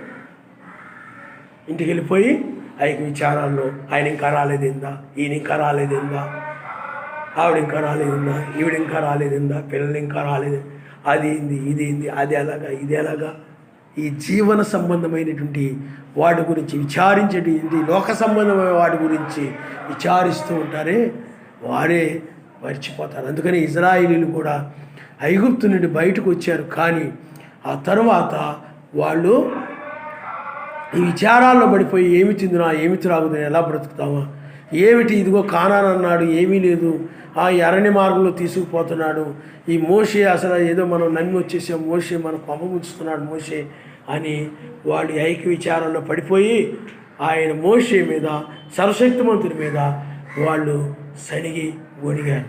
అందుకని ఎప్పుడు కూడా ఆయన చేసిన కార్యాలను జ్ఞాపకం చేసుకుంటూ ఆయన్ని స్తుతిస్తూ మహిమపరుస్తూ ఉండాలి. ఆమెను హల్లెలూయా అని చెప్తూ ఉండాలి. అప్పుడే ఇక్కడికి వచ్చినప్పుడు నువ్వు చెప్పగలుగుతావు. కానీ ఇజ్రాయిల్ ఏం చేశారండి, ఐగుప్తు దేశంలో ఆయన చేసిన కార్యాలు, అద్భుతాలు, మహత్కారాలు అన్నీ మర్చిపోయారు కాబట్టి స్తుతించడం లేదు, ఆమెనం లేదు. ఐక్య విచారంలో పడిపోయి ఆయన మీద నమ్మకం కనపట్లేదు. అయ్యో అదే గనక ఐగుప్తులో చేసిన విషయాలు వాళ్ళకి జ్ఞాపకం ఉన్నట్లయితే నిజంగా ఐగుప్తులో చేసిన సర్వశక్తిమంతుడు ఇప్పుడు మనల్ని కానానికి ఎందుకు చేర్చడు, ఆయన చేరుస్తాడని నమ్మకం ఉండేది. మర్చిపోకుండా ఉంటే ఆయన చేసిన ఉపకారాలు, మేలులు బట్టి స్తుతిస్తూ ఉన్నట్లయితే పడిపోయేవారు కాదు. చాలామంది అలాగే పడిపోతారు. ఆయన చేసిన కార్యాలు, వాక్యము మర్చిపోయి, స్తుతించడం మర్చిపోయి ఐక్య విచారంలో పడిపోయి, అందుకని వాళ్ళు ఏం తిందునా, ఏం త్రాగుదునా, ఏంటి మేము ఐగుప్తులో ఉన్నప్పుడు అది తిన్నాం, ఇది తిన్నాం, ఇయ్యి అంటే ఐగుప్తులో అవి గుర్తుకొస్తున్నాయి, కానీ సర్వశక్తిమంతుడు చేసిన కార్యాలు గుర్తుకు రావట్లేదు. అవి గుర్తుకొస్తున్నాయి, కడుపు గురించి సంబంధించిన గుర్తుకొచ్చేస్తున్నాయి, పొట్ట నిండడం గురించి గుర్తుకొస్తున్నాయి తప్ప అవి గుర్తుకు రాలేదు. అందుకని ఐక్య విచారాలు కలిగిన వాళ్ళు స్తుతించలేరు, ఆరిపోతూ ఉంటారు. వాళ్ళు ఫలించలేరు, వాళ్ళు వింటారు వాక్యము, ఫలించలేరు. అందుకని విత్తనాలు విత్తబడ్డాయి కానీ ఫలించలేరు. వాళ్ళు విచారాలు అడ్డు వచ్చేసి వాక్యాన్ని నెరవేర్చలేకపోతుంటారు, వాక్యం కోసం నిలబడలేకపోతుంటారు. ఈ ఐక్యమైన వాటిని బట్టి అన్ని లేఖనాలు పాటించలేకపోతుంటారు. వాళ్ళు ఫలించలేరు, విడిచిపెట్టబడతారు. కాబట్టి పిల్లరా ఆలోచన చేయండి. బుద్ధి కలిగిన కన్యక ఆమె ఏది మర్చిపోకుండా ఆయన్ని జ్ఞాపకం చేసుకుంటూ, వాక్యమును జ్ఞాపకం చేసుకుంటూ ఆయన్ని స్తుతిస్తూ గణపరుస్తూ ఉంటుంది. ఇంటి దగ్గర ఎలా ఉంటుందో ఇక్కడ కూడా అలా ఉంటుంది, ఇక్కడ ఎలా ఉంటుందో ఇంటి దగ్గర కూడా అలా ఉంటుంది. కానీ చాలామంది ఎలా ఉంటారు చెప్పండి, ఇక్కడ ఆరాధిస్తుంటే కనపడతారు, ఇంటి దగ్గరేమో లోకస్తుల్లో ఉంటారు. ఇక్కడేమో మరియమ్మ, ఇంటి దగ్గర మార్తమ్మ. ఇక్కడ మరియమ్మ వేషంతో వస్తారు, ఇంటికి వెళ్ళిపోయినప్పుడు మార్తమ్మ వేషం వేసుకుని ఉంటారు. భక్తి మీద ఉండదు, మార్తకి ఏం లేదు చెప్పండి, ఆరాధన మీద లేదు, భక్తి మీద లేదు. ఏమండి, పనులే చేసుకోవద్దని నేను అంటలేదు. ఏదైనా ఆయన నామం పేరట చేస్తూ ఆయన కార్యాలు జ్ఞాపకం చేసుకుంటూ వెళతా ఉండాలి. కానీ ఆమె దాన్ని వదిలి మార్త ఏం చేసిందనంటే దాన్ని పెద్ద పట్టించుకోలేదు, పెద్ద లెక్క చేయకుండా పనుల్లో మునిగిపోయింది. అందుకనే ఇక్కడ మార్తలాగా చక్కగా బుద్ధిగా కూర్చొని వాక్యం వినేసి ఇంటికి వెళ్ళిపోయిన తర్వాత ఆ మార్త ఎలాగైతే ఆరాధన పట్టించుకోలేదు, ఇక మాటలని పట్టించుకోకుండా పనుల గురించి విచారపడిపోతూ ఉంది. ఆ పని ఈ పని ఆ బూజు ఇక్కడ ఉంది, ఇది ఇలా ఉందని పడిపోతూ ఉంది. నువ్వు ఇంటికి వెళ్ళిపోయి కూడా ఆయన మర్చిపోయి ఆ పనిలో ఉండిపోతావు. ఇక్కడ మార్తలా, ఇక్కడ మరీ ఇలా ఉంటే ఇంటి దగ్గర కూడా మరీ ఇలా ఉండు. ఆయన హల్లెలూయా, హల్లెలూయా. పనులు చేసుకుంటే నువ్వేం చేయాలి చెప్పండి? ఎవరికి పనులు లేవు, అందరికి ఉన్నాయి. ఒక్కదానివే చేస్తున్నావేంటి? అందరూ చేస్తున్నారు. కాబట్టి పిల్లలు ఆ రోజుల్లో వాళ్ళకి పనులు లేవా? ఆ రోజుల్లో ఎఫ్ఎస్ సంఘానికి, కొలస సంఘానికి, ఫిలిప్పీ సంఘానికి వాళ్ళేం పనులు చేయలేదేంటి? ఏమండి, వాళ్ళు పనులు ఉన్నప్పుడు కూడా మానుకొని కనిపెట్టి ప్రార్థించారు. వాళ్ళు మేడగదిలో మెసేజ్ చెప్తే, ఎక్కడ మీటింగులు జరిగితే, ఆరాధన ఉంటే ఆడికి వచ్చారు. వాళ్ళు ఆయన నామరిస్తాం. కాబట్టి ఎవరు కొనుకోబడతారు, ఎవరు విడవబడతారండి? మరి లాంటి వాళ్ళు కొనుకోబడతారు, మార్త లాంటి వాళ్ళు విడవబడతారు. నువ్వు మార్త వలె ఉన్నావేమో, అవసరమైనది ఒక్కటే, విస్తారంగా కల్పించుకుని వేదన పడిపోతున్నావు అంతే. నువ్వు లోకమంతా నాదే అనుకొని పిల్లారా, నీవు మరి వలె ఉండాలి. అదవుతుందండి. మరియా ప్రార్థించింది, వాక్యం వింటా ఉంది ఆయనతో పాటు. ఆమె పనుల గురించి చింత పట్టలేదు, వేదన పట్టలేదు. అయ్యో మా సిస్టర్ ఒక్కతే చేస్తుంది, అయ్యో మెస్సే కాసేపు ఉండేయా, ఆవిడ అసలే మంచిది కాదు, మీరు వెళ్ళిపోయిన తర్వాత నా మీద చూయించేస్తుంది ప్రభావం అంతా, నువ్వు కాసేపు ఆగు అనలేదన్న మరియా. మీకు అర్థమైందా? మీరు ఇప్పుడు చెప్పిన తర్వాత అలాగే మౌనం ఉండదండి. మీరు వెళ్ళిపోయిన తర్వాత ఏమే పని అంతా ఇక్కడ బోల్డ్ పని ఉంటే వదిలేసి అక్కడ కూర్చున్నావు నువ్వు, ఇదంతా నేను చేయలేక చాలా ఇబ్బంది పడిపోతున్నాను అని అంటది. ఇలారా మీరు గమనించండి. అందుకని ఆయన చెప్పాడు, మాట యందు క్రియ యందు సమస్తము ఆయన నామం పేరట చేయుడి. ఆయన కొంతమందికి ఆ పనులు ప్రారంభించేటప్పుడు కూడా ఏదైనా పని, ఇంట్లో పని, ప్రార్థనే గుర్తుకురాదు. వింటారంతే. చాలామందికి వాళ్ళ ఇళ్ళ దగ్గర కానీ, మందిరం దగ్గర కానీ, బయట కానీ, ఎక్కడైనా కానీ ప్రతిదీ కూడా ప్రార్థన ప్రార్థన ప్రార్థన. మాటల విషయంలో కానీ, క్రియల విషయంలో కానీ, పనుల విషయం, మాట యందు క్రియ యందు సమస్తము కూడా ఆయన నామం పేరట జరిగిస్తాడు. ఈ బుద్ధి లేని కనిక ఏమిటంటే, మాట యందు క్రియ యందు సమస్తం ఆయన నామం పేరట చేయి. లోకస్తులు ఎలాగో ఇవి కూడా అంతే. లోకస్తులు పనులు చేసి ప్రార్థన చేస్తారా? చేయి. మాట్లాడబోయే ముందు ప్రార్థన చేసుకుంటారా? లేదు. ఇంట్లో నిద్రలేసి పనులు చేయబోయే ముందు ప్రార్థన చేసుకుంటారా? లేదు. లోకస్తులు ఎంతో, నువ్వు అంతే. వీళ్ళంతా ఎవరో మార్తలు అంటారు. బుద్ధి లేని కన్యకలు విడవబడతారు, బుద్ధి కలిగిన కన్యకలు కొనుక్కోబడతారు. ఆయన మనిస్తాడు. ఇప్పుడు రాత్రిలో ఉన్నాము. లోకమంతా రాత్రిలో ఉంది. ఆత్మ సంబంధంగా, ప్రకృతి సంబంధంగా కొంత భూమి మీద కొన్ని దేశాలు రాత్రిలో ఉన్నాయి, కొన్ని దేశాలు పగల్లో ఉన్నాయి. ఆయన నామనిస్తాం. అందువల్ల రాత్రిలో ఉన్నవారు, ఆ మంచం మీద ఉన్నవారు అలాగే పైకి కొనుక్కోబడతారు. ఎందుకంటే వాళ్ళు బుద్ధి కలిగిన వారు. ఈ బుద్ధి లేని వారు అంటే లోకాన్ని ప్రేమించినటువంటి లోతు భార్య లాంటి వాళ్ళు. లోతేమో వెనకతోటి చూడకుండా వచ్చాడు. అతడు బుద్ధి కలిగిన కన్యకు పోలిక. లోతు భార్య బుద్ధి లేని కన్యకు పోలిక. ఈ బుద్ధి లేని కన్యక లోకమును ప్రేమించింది, నమ్మలేదు. ఆమె అంతం అవుతుందని లోతు నమ్మాడు. ఇది ఉండదు, సొదొమ గొమొర్రా పట్టణాలు కాలిపోతాయని నమ్మి వాటి మీద మనసు పెట్టుకోకుండా బయటకు వచ్చిన వాడు లోతు భార్య అయినట్లయితే నమ్మలేదు. సొదొమ గొమొర్రా పట్టణాలు కాలిపోతాయనంటే ఆమె నమ్మలేదు. కాబట్టి ఆమె ఆ పట్టణంలో ఉన్న వాటిని ప్రేమించింది. ఆమె ప్రేమించి ఉప్పు స్తంభం అయిపోయింది. అందువల్ల ఒకరు కొనుక్కోబడతారు, ఒకరు విడవబడతారు. అందుకని పిల్లారా చూడండి, మీకు 1వ దశలో రాసిన పత్రిక 5వ అధ్యాయము మొదటి నుండి మీరు చదివితే మీకు కొంత క్లారిటీ వస్తుంది. చూడండి అక్కడ, సహోదరులారా ఆ కాలమును గురించి, ఆ సమయమును గురించి మీకు రాయనక్కర్లేదు. చూడండి, రాత్రి వేళ దొంగ ఎలాగూ వచ్చును, అలాగే మెస్సేజ్ దినము వచ్చునని మీకు బాగుగా తెలియను. లోకులు నెమ్మదిగా ఉన్నది, భయమేమీ లేదని చెప్పుకొని చుండగా గర్భిణీ స్త్రీకి ప్రసవ వేదన వచ్చినట్లు వారికి ఆకస్మికంగా నాశనం తటస్థించును. గనుక వారెంత మాత్రం తప్పించుకోలేరు. చూడండి, ఇక్కడ ఆకస్మికంగా నాశనం ఎవరికి వస్తుంది చెప్పండి? లోకానికి. అందుకని జల ప్రళయం వచ్చి కొట్టుకొని పోయే వరకు వారు ఎరుగకపోయిరి అని ఉంది బైబిల్. అకస్మాత్తుగా వచ్చేసిందంతే. అలాగే అగ్ని గంధకాలు వచ్చి ఆ పట్టణాలు కాల్చి వేసే వరకు కూడా వాళ్ళకి తెలియలే. అవి వచ్చి పడిపోతాయని వాళ్ళకి తెలియలే. అందుకని గర్భిణీ స్త్రీకి ప్రసవ వేదన ఎలాగ వచ్చునో అలాగే ఆకస్మికంగా నాశనము సృష్టించును. అందుకని రాత్రి వేళ దొంగ ఎలాగొస్తాడు?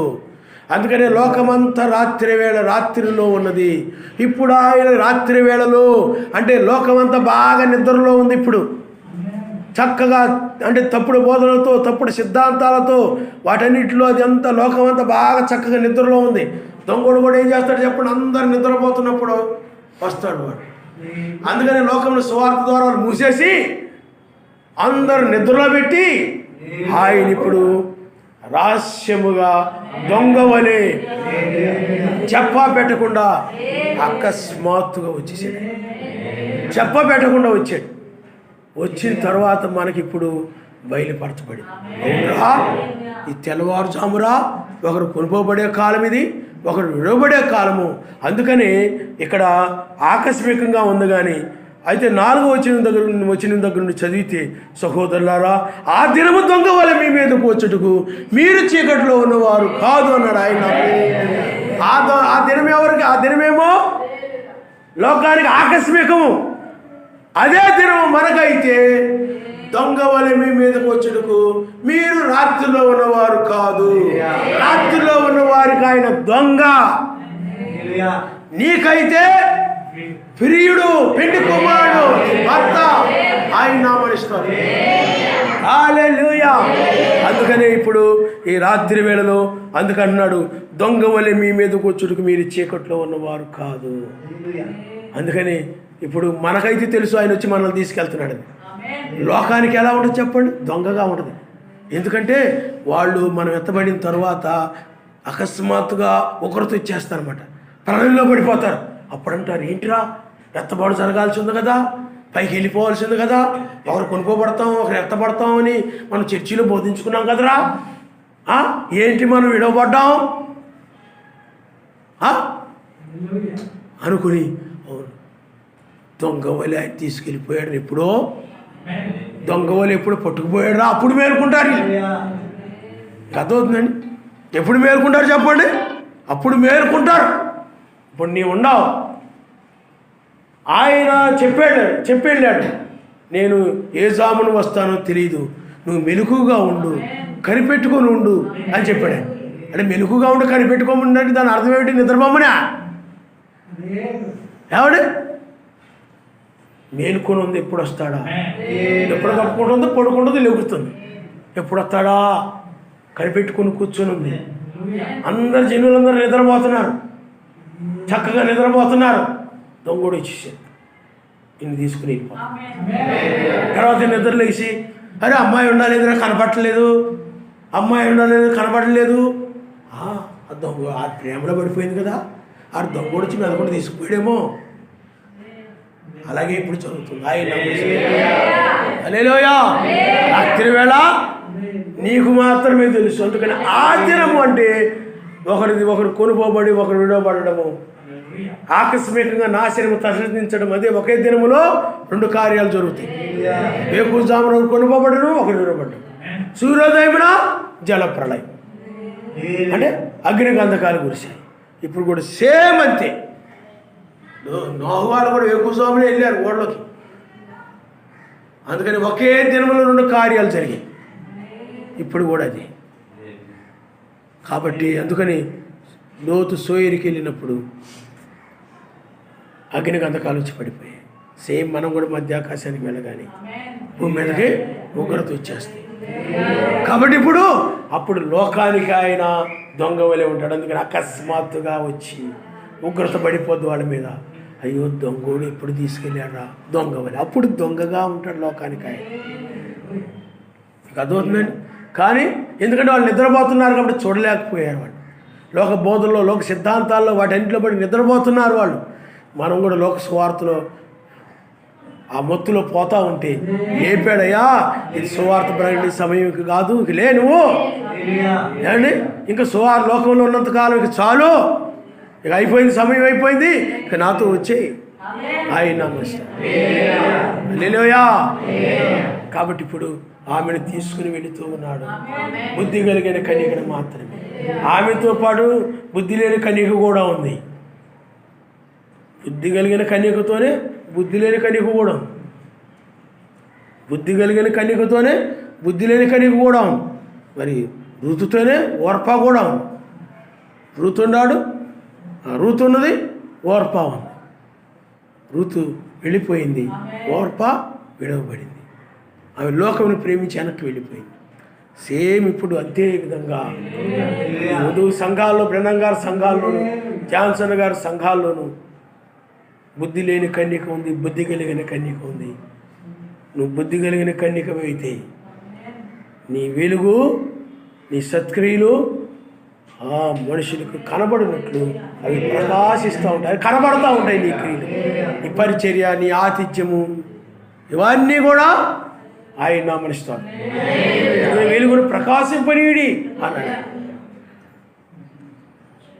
అందువల్ల ప్రియులారా, బుద్ధి కలిగిన కన్యక ఈ పగలులో అని వేకువజామున బుద్ధి కలిగిన కన్యక కొనుకోబడుతుంది. ఈ పగలులోనికి రాకుండా రాత్రిని ప్రేమించి, లోకాన్ని ప్రేమించి ఆ బుద్ధి లేని కన్యక విడవబడుతుంది. ఆయన నామనిస్తాడు. హల్లెలూయా. అందుకని చూడండి, మీరు తర్వాత చదవండి అమ్మా, 5వ వచనం, మీరందరూ వెలుగు సంబంధులను పగడు సంబంధులై ఉన్నారు. మనం అంటే వెలుగు సంబంధులు అంటే, వెలుగు ఉందంటే చీకటి ఉన్నప్పుడు, వెలుగు ఉన్నప్పుడు చీకటి కూడా ఉంటుంది. రాత్రి అంటే ఇక వెలుగు ఉండదు, దాన్ని రాత్రి అంటారు. దాన్ని రాత్రి అంటారు. పూర్తిగా ఇక వెలుగు లేదు కాబట్టి భూమి మీద అది రాత్రి. అందుకని మనము వెలుగు సంబంధులు అని అంటే వాక్యానికి సంబంధించిన వాళ్ళు, మత్స్యాగ సంఘాలు చీకటికి సంబంధించారు. ఇప్పుడు వచ్చేటప్పటికి ఏం జరుగుతూ ఉందనంటే, వారేమో రాత్రికి సంబంధించిన వారు, మనమేమో పగటికి సంబంధించిన వారు. ఆయన హల్లెలూయా. అందుకని మనం రాత్రి వారము కాము, చీకటి వారము కాము అన్నాడు. వెలుగుకి రాత్రికి తేడా ఉంది. వెలుగుకి రాత్రికి తేడా ఉంది. అందుకని సాయంకాల వేళలో మనం చూస్తే అక్కడ వెలుగు ఉన్నది, అది పోయిన తర్వాత రాత్రి వచ్చేసింది. అందుకని ఆదికాండంలో కూడా మనం చూస్తుంటాం వెలుగు, చీకటి. చూడండి, నువ్వు మత్స్యాగ సంఘాల్లో ఉన్నప్పుడు మత్స్యాగ సంఘాలంతా కూడా చీకటి, వెలుగు వాక్య వెలుగు. ఆ లోకంలో మత్స్యాగ సంఘాలు ఉన్నాయి, అవి చీకటి. నువ్వేమై ఉన్నావు అంటే వెలుగులో ఉన్నావు. ఆ వెలుగు భూమి మీద ఉంది, సువార్త ప్రకటించబడతా ఉంది. అందుకనే వారికి చీకటి, వారేమో చీకటిలో ఉన్నారు, నువ్వు వెలుగులో. వెలుగుని చీకటిని ఆయన వేరుపరిచాడు. 7వ దూత వర్తమానము ద్వారా వెలుగు చీకటి వేరుపరచబడింది. ఈ వేకువజాము దగ్గరికి వచ్చేటప్పటికి లోకమేమో రాత్రి కంటికి వెలుగు లేకుండా ఉండడమే రాత్రిలో ఉంది. ఇప్పుడు నువ్వు వెలుగులో ఉన్న నీవు పగల్లోకి వచ్చేస్తున్నావు. ఆయన నామనిస్తావు. హల్లెలూయా, హల్లెలూయా. అందుకని చీకటికి రాత్రి నీవు గమనించండి. అంటే సాయంకాలంలో వాళ్ళని ఏం చేశాడంటే, చీకట్లో ఉన్న వారిని ఇంకా రాత్రి అని అంటే సువార్త ద్వారాలు మూసివేయబడడం ద్వారా ఇంకా సువార్త వెలుగు అనేది ఇక లేదు కాబట్టి పూర్తిగా రాత్రికి వదిలిపెట్టేశాడు. కాబట్టి వాళ్ళకి రాత్రిని పేరిక. వెలుగైన నీవు ఇప్పుడు పగల్లోనికి వచ్చావు కాబట్టి వేకువజామున పగలని నీకు పేరు. చీకటికి రాత్రి నీవు. ఆ మత్స్యాగ సంఘాలకి ఇంకా రాత్రి వదిలేశాడు కాబట్టి ఇంకా రాత్రి నీవు. వెలుగునకు పగలనివు ఆయన పేరు పెట్టినాను. హల్లెలూయా. నువ్వు వెలుగైన నీవు అంటే ఆ నామంలో బాప్తిజం పొందుట ద్వారా నువ్వు వెలుగై ఉన్నావు. వెలుగైన నీవు ఇప్పుడు పగల్లోనికి వచ్చావు. ఇప్పుడు నీవు పగలు, లోకమేమో రాత్రిలో ఉంది. అందుకని రాత్రి మరియు పగలు ఉన్నటువంటి కాలంలో మనకు ఆయన నామనిస్తాడు. హల్లెలూయా. కావు నిద్ర వలె నిద్రపోక మెలకుగా ఉండి మత్తును కాక ఇందుము. నిద్రపోవారు రాత్రి వేళ నిద్రపోదురు, మత్తుగా ఉండువారు రాత్రి వేళ మత్తుగా ఉందరు. మనం పగటి వారమై ఉన్నాం కనుక, పగటికి సంబంధించిన వారమై ఉన్నాం కనుక మత్తులమై ఉండక విశ్వాస ప్రేమలను కవచమును రక్షణ నిరీక్షణను శిరస్త్రాణమును ధరించుకుందుము. ఎందుకనగా మన యెహోవా మెస్సయ ద్వారా రక్షణ పొందుడికే సర్వశక్తిమంతుడు మనల్ని నియమించిన కానీ ఉగ్రత పాలకుడు నియమించలేదు. ఆయన నామనిస్తాడు. అందుకని ఈ వేకువజాములో మనం రక్షించబడతాము, వారు ఉగ్రతలో పడతారు. అందుకని దొంగ వాళ్ళు వచ్చినప్పుడు ఏం జరుగుతుంది చెప్పండి? రక్షణ, ఉగ్రత. మనకు రక్షణ, లోకానికి ఉగ్రత. వాళ్ళకి అకస్మాత్తుగా వస్తాయి. మనకు తెలుసు కాబట్టి లోకం నాశనం కాబోతుందిరా.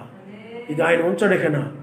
సమయం అయిపోయింది, సువార్త ద్వారాలు మూయబడ్డాయి, కాలం అయిపోయింది. ఇది లోకం నుండి సమయం ఇది కాదు. లోకాశలు, లోక ప్రేమ, లోకానికి సంబంధమైన వాటిని ప్రేమించే సమయం ఇది కాదు. లోక సుఖభోగాలను వెంటాడే సమయం ఇది కాదు. ఇది ఇప్పుడు నేను రక్షించబడే సమయం. ఇది ఇంక ఈ లోకంలో నేను ఉండకూడదు, ఎత్తబడాలి. ఇప్పుడు నువ్వేం చేస్తావునంటే పైకి రావాలనుకుంటా. కారణం ఏంటంటే ఈ దినము నీకు దొంగ వలె లేదు. అర్థమైందా? ఉగ్రత దినంలో దొంగ వలె లేదు. ఎందుకంటే దొంగ వలె ఉందనుకోండి, ఆ దినములు ఏం జరుగుతుందో నీకు తెలియదు. ఇప్పుడు నీకు తెలుసు ఈ దినం నేను రక్షించబడే సమయం. నేను ఎత్తబడిన తర్వాత ఉగ్రత వస్తుంది. ఒకే దినంలో 2 కార్యాలు జరుగుతాయి. ఇది నీకు తెలుసు. లోకానికి తెలుసా? అది తెలీదు. నీ బంధువులు తెలుసా? తెలీదు. నీ మత్స్యాకు సంబంధం నీ చుట్టాలకు తెలుసా? తెలీదు వాళ్ళకి. అందుకనే ఈ మత్స్యాగ సంఘాలందరి మీద కూడా మనం ఎత్తబడిన తర్వాత అకస్మాత్తుగా ఉగ్రత వచ్చేస్తాం. మోషేయులు వచ్చినట్లుగానే చాలా భయంకరమైన పరిస్థితి వచ్చేస్తుంది భూమి మీద. చాలా భయంకరంగా ఉంటుంది. ఈ రాత్రిలో ఉన్న వారందరి మీద కూడా చాలా భయంకరంగా ఉంటుంది పరిస్థితి. చాలా భయంకరంగా, చెప్పడానికి వీలు కానంత భయంకరంగా ఉంటుంది. అందుకని లోకములో బంధువుల్ని వాళ్ళని ప్రేమించి చాలామంది ఏం చేస్తుంటే వాక్యాన్ని మీరిపోతుంటారు. వాళ్ళు ముఖ్యం అనుకుంటుంటారు చాలామంది. వాక్యం మీరిపోవద్దు. ఏది ముఖ్యం అంటే ఆయన ఆరాధన ముఖ్యం, నువ్వు పరలోకం వెళ్ళడం ముఖ్యం, నువ్వు రక్షించబడడం ముఖ్యం. మీకు అర్థమవుతుందండి?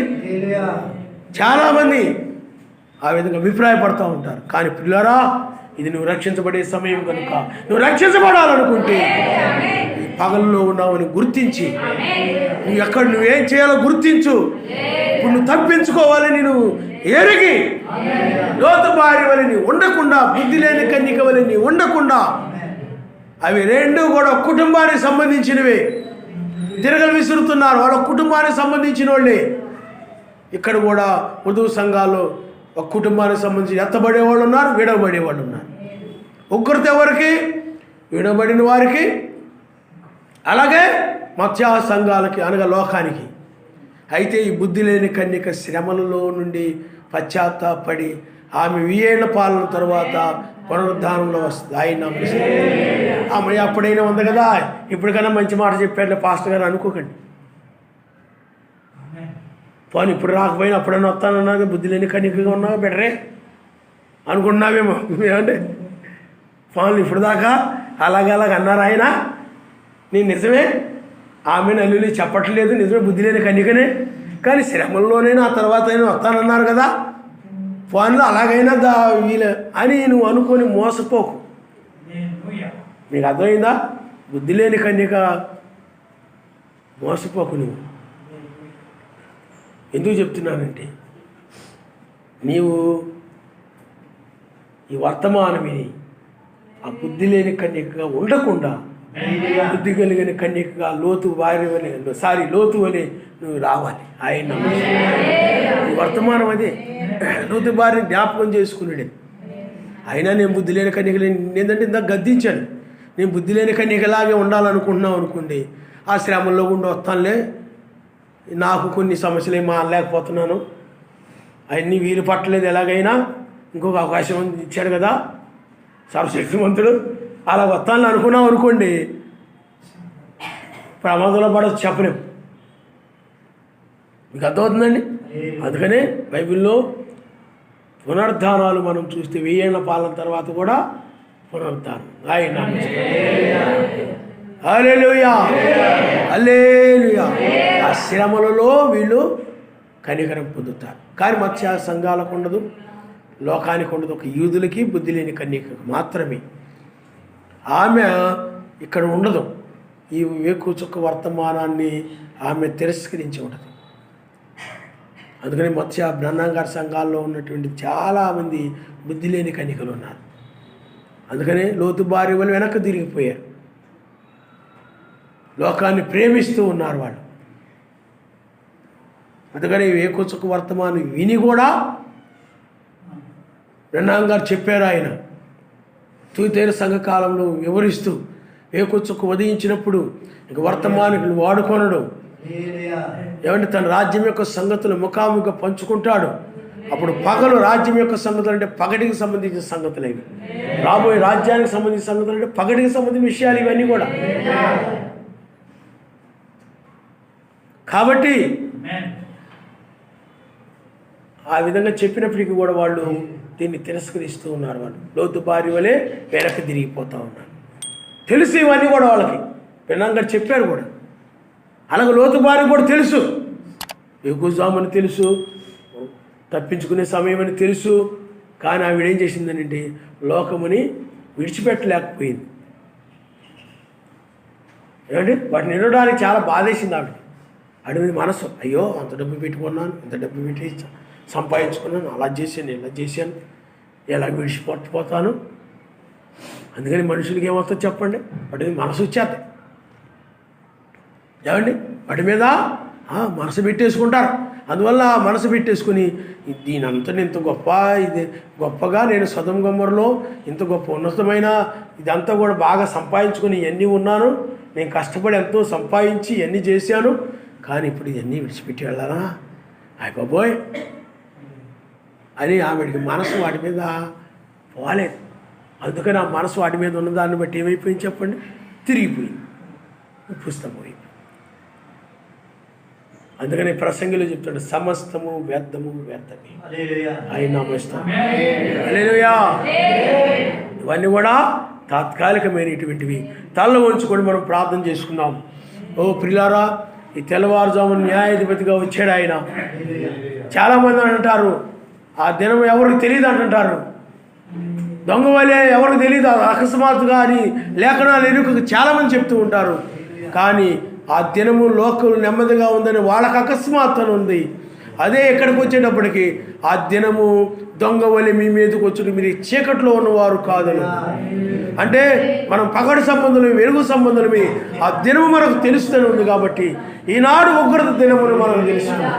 ఆ తీర్పు దినము దొంగ వలె ఆయన వచ్చాడు. ఆయన రహస్యంగా నీతో మాట్లాడుతున్నాడు. ఆయన మాటలు నీ ప్రాణప్రియుడు ఆయన. నువ్వు విడిచిపెట్టబడతావేమో ఆలోచించుకో. బుద్ధి లేని కన్యక వలె ఉంటే విడిచిపెట్టబడతావు సుమా. సమయం ఇదే, మన శరీరం ధరించుకునే సమయం ఇదే. మనము అతి పరిశుద్ధ స్థానంలో